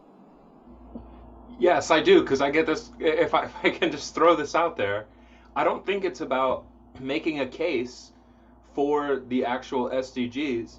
I think the pitch is actually going to people and say, don't you care about your sport? Like, you know, you love hockey so much. Don't you care about people being able to play hockey in the future? Well, yeah, of course. I love hockey. I want everyone else to love hockey too. Okay, so let's do all of these things that will ensure that hockey continues in the future and that there's more people playing hockey than ever before. That seems like the general strategy that would apply to pretty much any sport. You know, like I focus on golf and other things I care about. I love golf. I wish everyone played golf. You know, it's just more people to play with. Well, what does that mean in practice? Well, it means making sure that golf courses are not causing environmental damage. It's making sure that different types of people have the ability to play, they have the opportunity to play. It's making sure that there's like different opportunities for meaningful competition if that's what you're interested in, or just sort of recreation and community building if that's what you're interested in.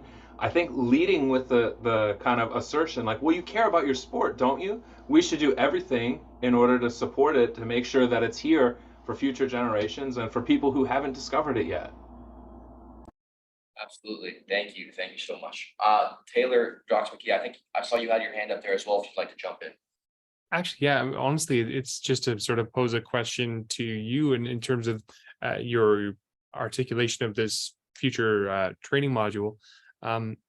It'll come down, certainly, if you're going to use SDG specific language, some sort of articulation as to why a sports organization at a grassroots or national level should care about the SDGs as a whole. They have their own strategic visions. They've got their own strategic plans.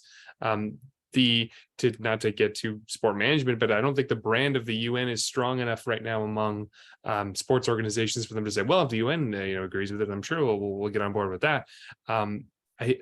How would you articulate the value add for these sports organizations for the SDGs itself? That could be exactly what you're asking us, which is fair enough. But I suppose my question, which is maybe more of a statement phrased as a question, is there needs to be some sort of explanation as to why these specific goals should take precedence over, like if you're talking to Hockey Canada, for instance, why should their strategic mission, which they are, there's open heart surgery being performed on it right now, once it's unveiled again, why should this externality be applied to their new strategic mission? Or if it's the Ontario Junior Hockey League, for instance, why should they prioritize these sort of very, very, very, very, very long-term goals that are, frankly, I think a lot of them, they'll see this as well. This isn't really our issue. So is there some sort of articulation as to why the SDGs apply to any sports organization specifically, but hockey in the sort of micro sense?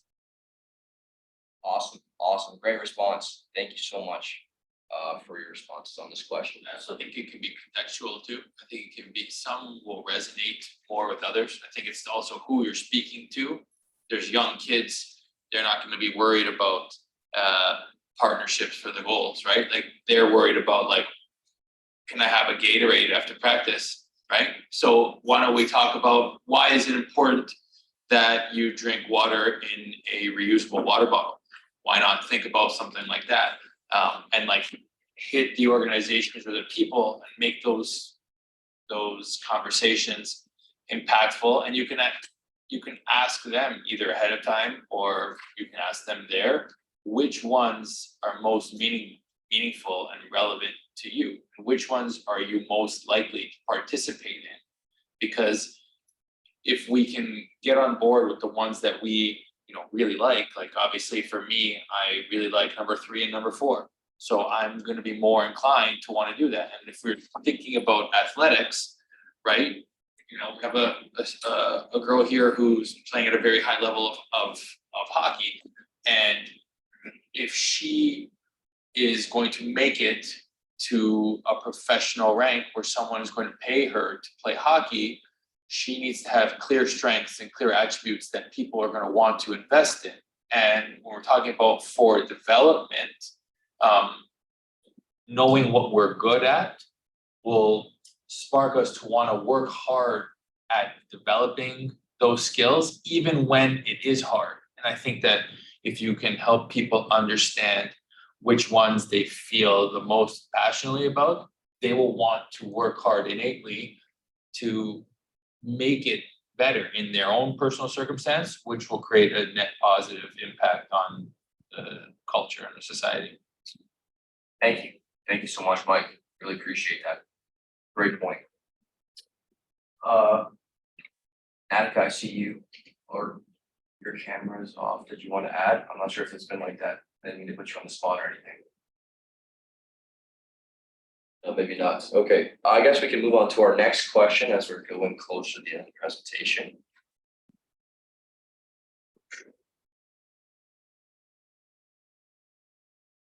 So this is more related to the environmental aspect. I guess if we can spend like a quick 5 minutes on this question. What information do you think should be included in a training program being developed to educate hockey athletes and staff on reducing the sport's environmental footprint?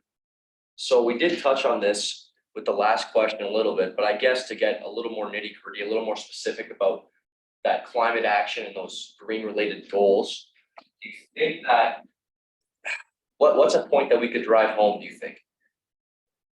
For example, first thing that comes to mind for me is that tournament location and tournament travel for a lot of families, like the planning of these tournaments, the planning of league games around different leagues and organizations is not very sustainable. It produces a lot of carbon with the emissions. And at the same time, that's expensive for all the families who have to drive their kids everywhere. So what I think is that if we could encourage more sustainable practices with scheduling tournaments and games, that's a win-win for everybody. Perhaps people want to buy into that. Is there any other thinking along those lines that you think you could add to us?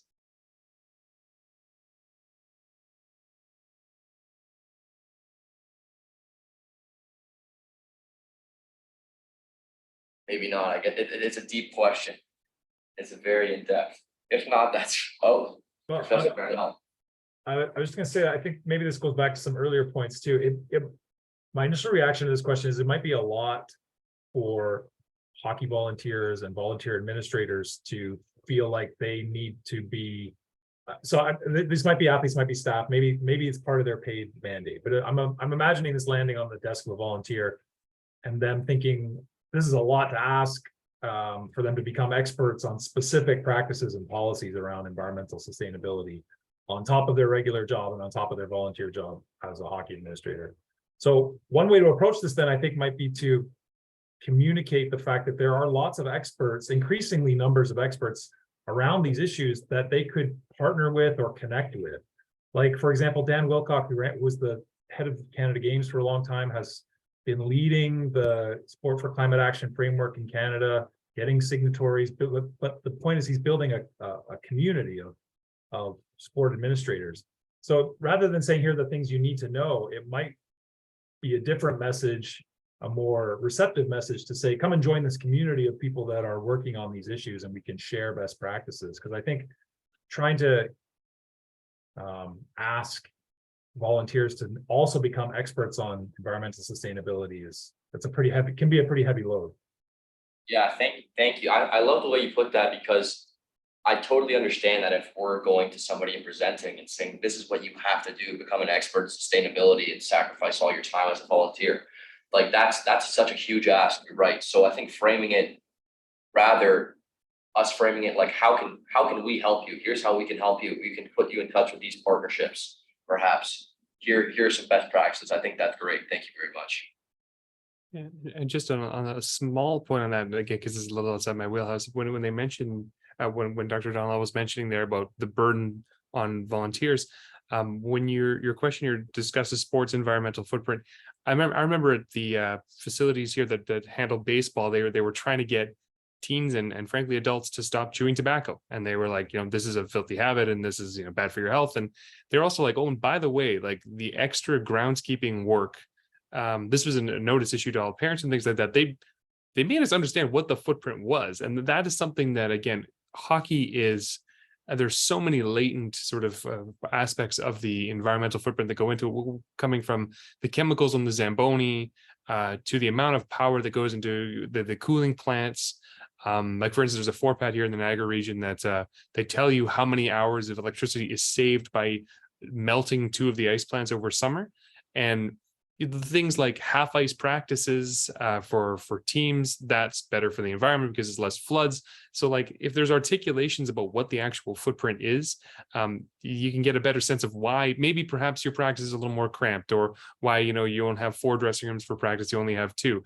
That kind of thing. It just even an articulation of what it is, because sport, when it's this sort of frictionless and it just is all about performance and things like that, it's a lot harder to sort of get people to compromise on their little bits of comfort, which again will eventually have to happen if they're going to get serious about these things. So these facilities have done a good job, I think, reducing the burden on volunteers and sort of saying this is now what the footprint is. Knowing that, it's a lot easier to ask people to change their habits. Perfect. Thank you so much. Are any of our female participants like to answer the question? I know that one of the goals is gender equality. Unfortunately, we weren't able to get many female participants today, but if any of them would like to say anything with regards to hockey, SDGs, or any of these questions here, you're more than welcome to as well. Sure, I'll talk a little bit. I mean, I think gender equality is really important, and it is, like a bunch of people mentioned, it's a lot easier for people to think about than like environmental issues. Like I know I wasn't even thinking about all the pollution that happens from like driving to games and stuff. So I think like if someone were to come to me with SDGs and like what should we do, it would be a lot easier for me to hop on like and help out with gender equality issues. But I think if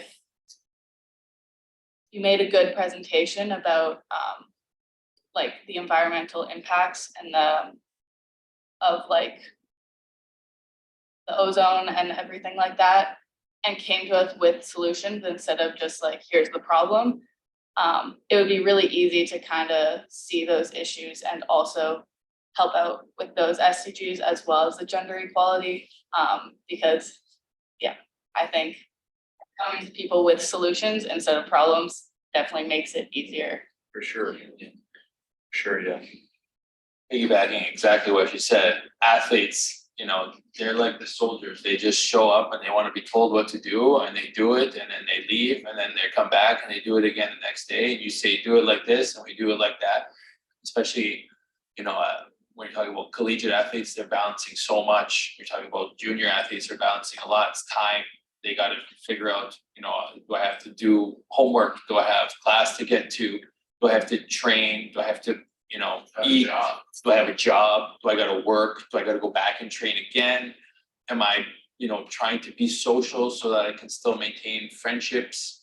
And there's so much for them to balance that their time, especially in those formative years where they're learning information, their time is so valuable to them that offering them the questions is one part, and the awareness is definitely good.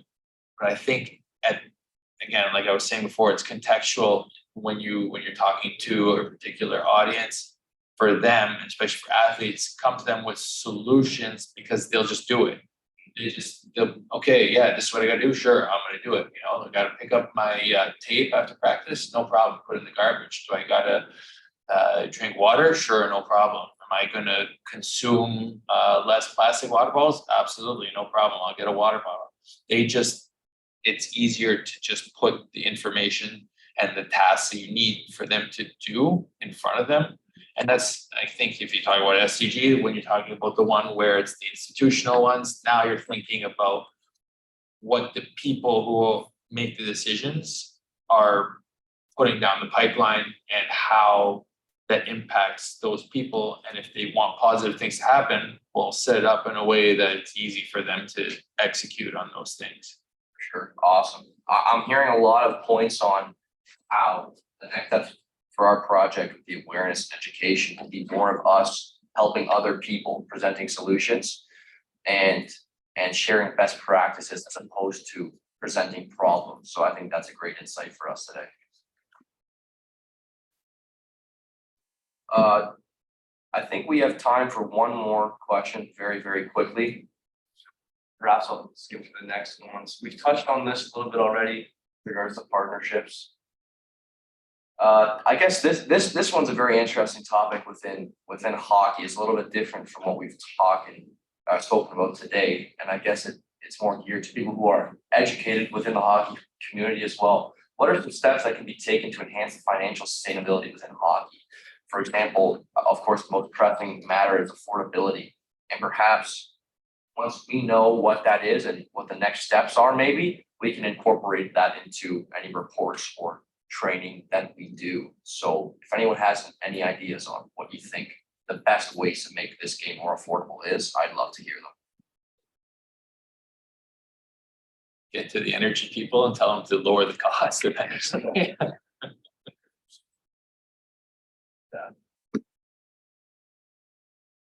That's a question. I think like one big thing for more so youth is like really pushing like recycled equipment and stuff, because like that's a big cost, is especially when you're growing up and you're changing sizes every year and you need to keep rebuying equipment. I know like that's something that's a big cost for people. Yeah. So like pushing recycled equipment. Yeah, for sure. I think a lot of people get like the recycled equipment like hand-me-downs from their relatives, but perhaps people who are less familiar with hockey, their family doesn't play, maybe their family doesn't have the resources, their siblings or whatever, have less access to it, but perhaps those are the ones that need it most. So It's also regenerative too, right? Yeah. Like, so it's not even it's sustainable, but it's also regenerative too, right? Because you can now reuse it and now somebody else is using that to maybe play hockey or sport or whatever. yeah, perfect. Thank you so much. If anyone else has any comments, no, it's a tough question. It's a very pressing issue, obviously. I mean, the equipment issue is an awesome one. And like, I remember, far more places like Sports Swap, where I was from and played against sports that existed, 10 years ago now.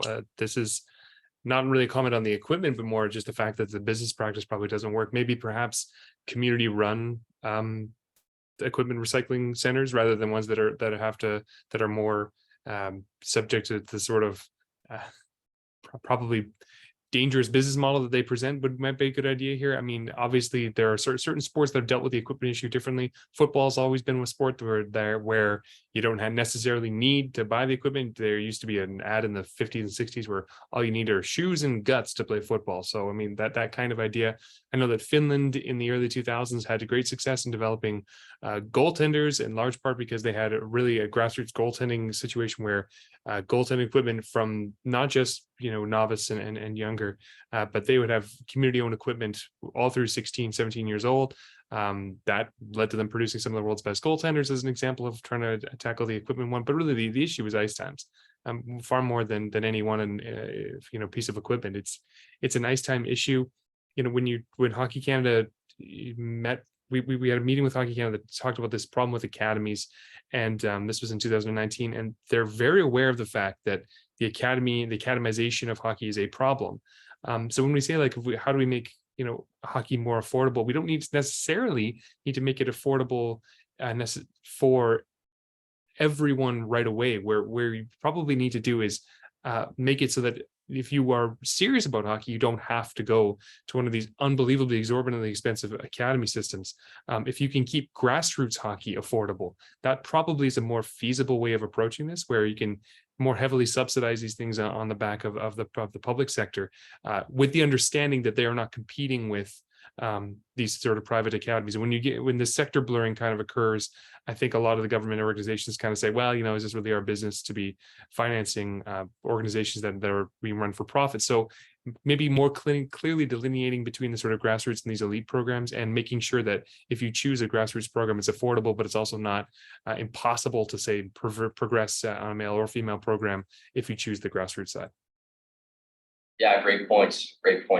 Ice times are extremely expensive, and the cost of energy is high, and we're trying to be mindful of that. I think making the grassroots more affordable, however that looks, I don't know, maybe there's ways to make that happen, but that will keep more people in the sport. Yeah.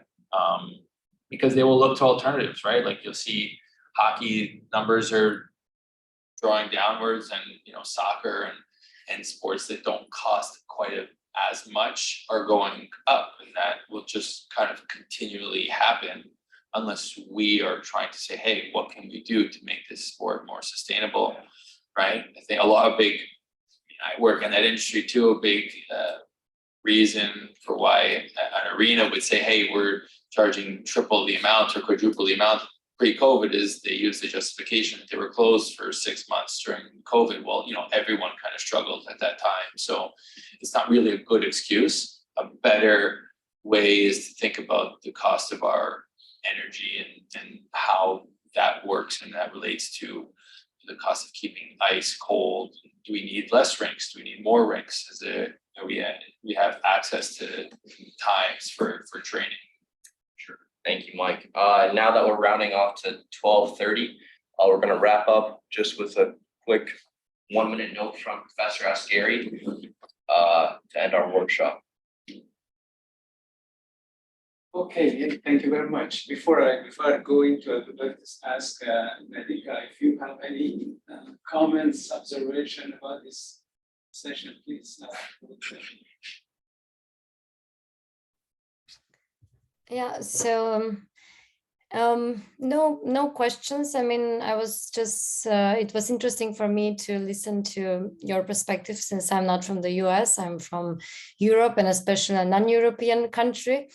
It was interesting to hear your perspective, and a lot what I was hearing is that you're mostly focused on professional sports, as I could understand, and correct me if I am wrong.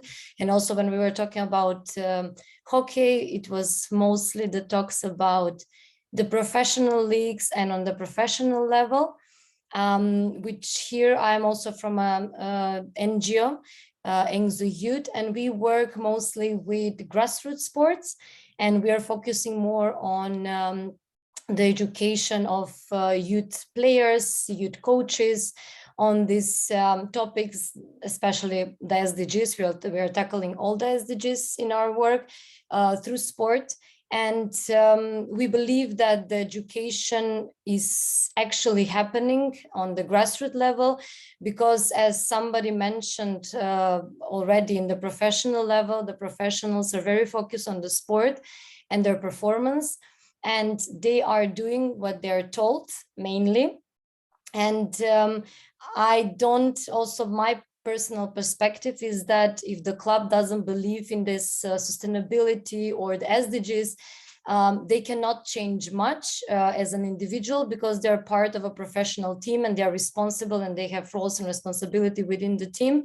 But when it comes to grassroots level, we think that shaping them and teaching them, educating them about these SDGs, it's more important, and they can grow up to be more responsible people, let's say, or more responsible coaches afterwards, taking in account these skills or these issues that we are facing in the world right now. And I can also, if we have another minute, I can also share about a project that we did about sustainability on a grassroots level as well, where we did international activity connecting the Tokyo Olympic Games together with the Senegal, the Summer Youth Olympic Games in Dakar that are going to be in 2026, and Paris Olympic Games.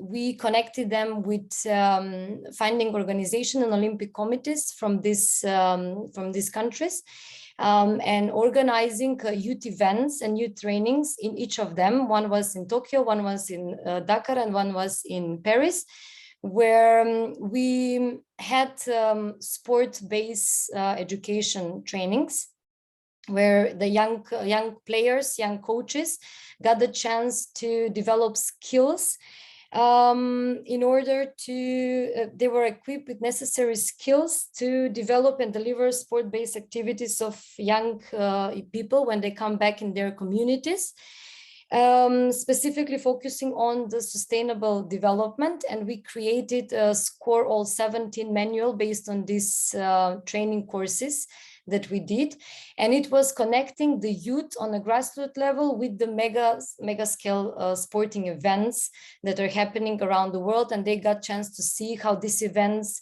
are done, which are the issues that they're facing in order for sustainability, and how can they be more sustainable. So they got the chance to see it firsthand and to learn from those people that are actually organizing this game, which later on they can transfer this message in their communities and make even a bigger impact as they are growing up to be maybe professional athletes later on, or maybe just getting involved in sport in a different way.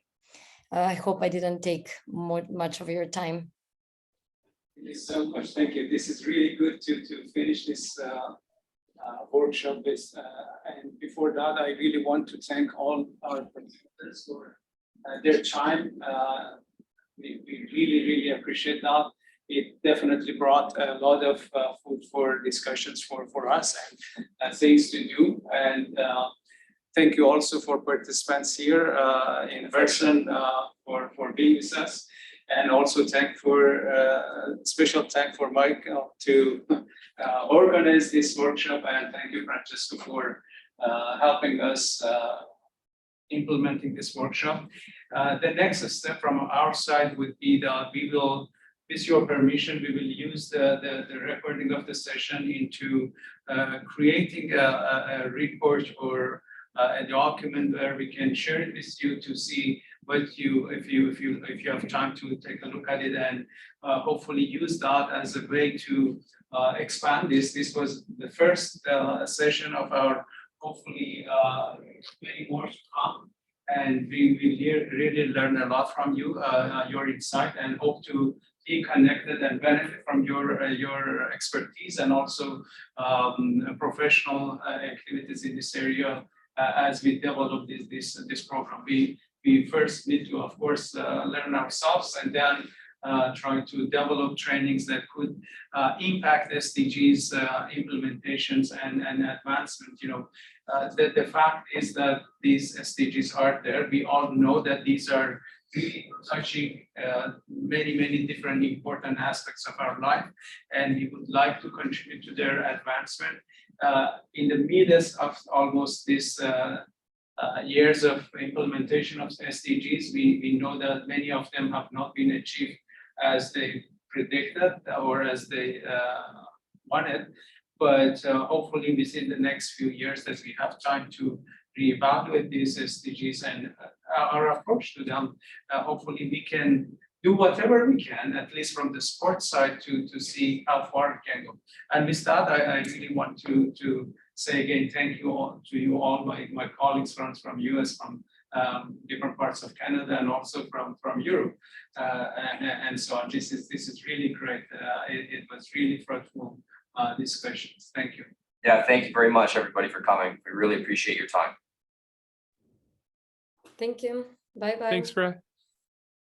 Thanks for having me.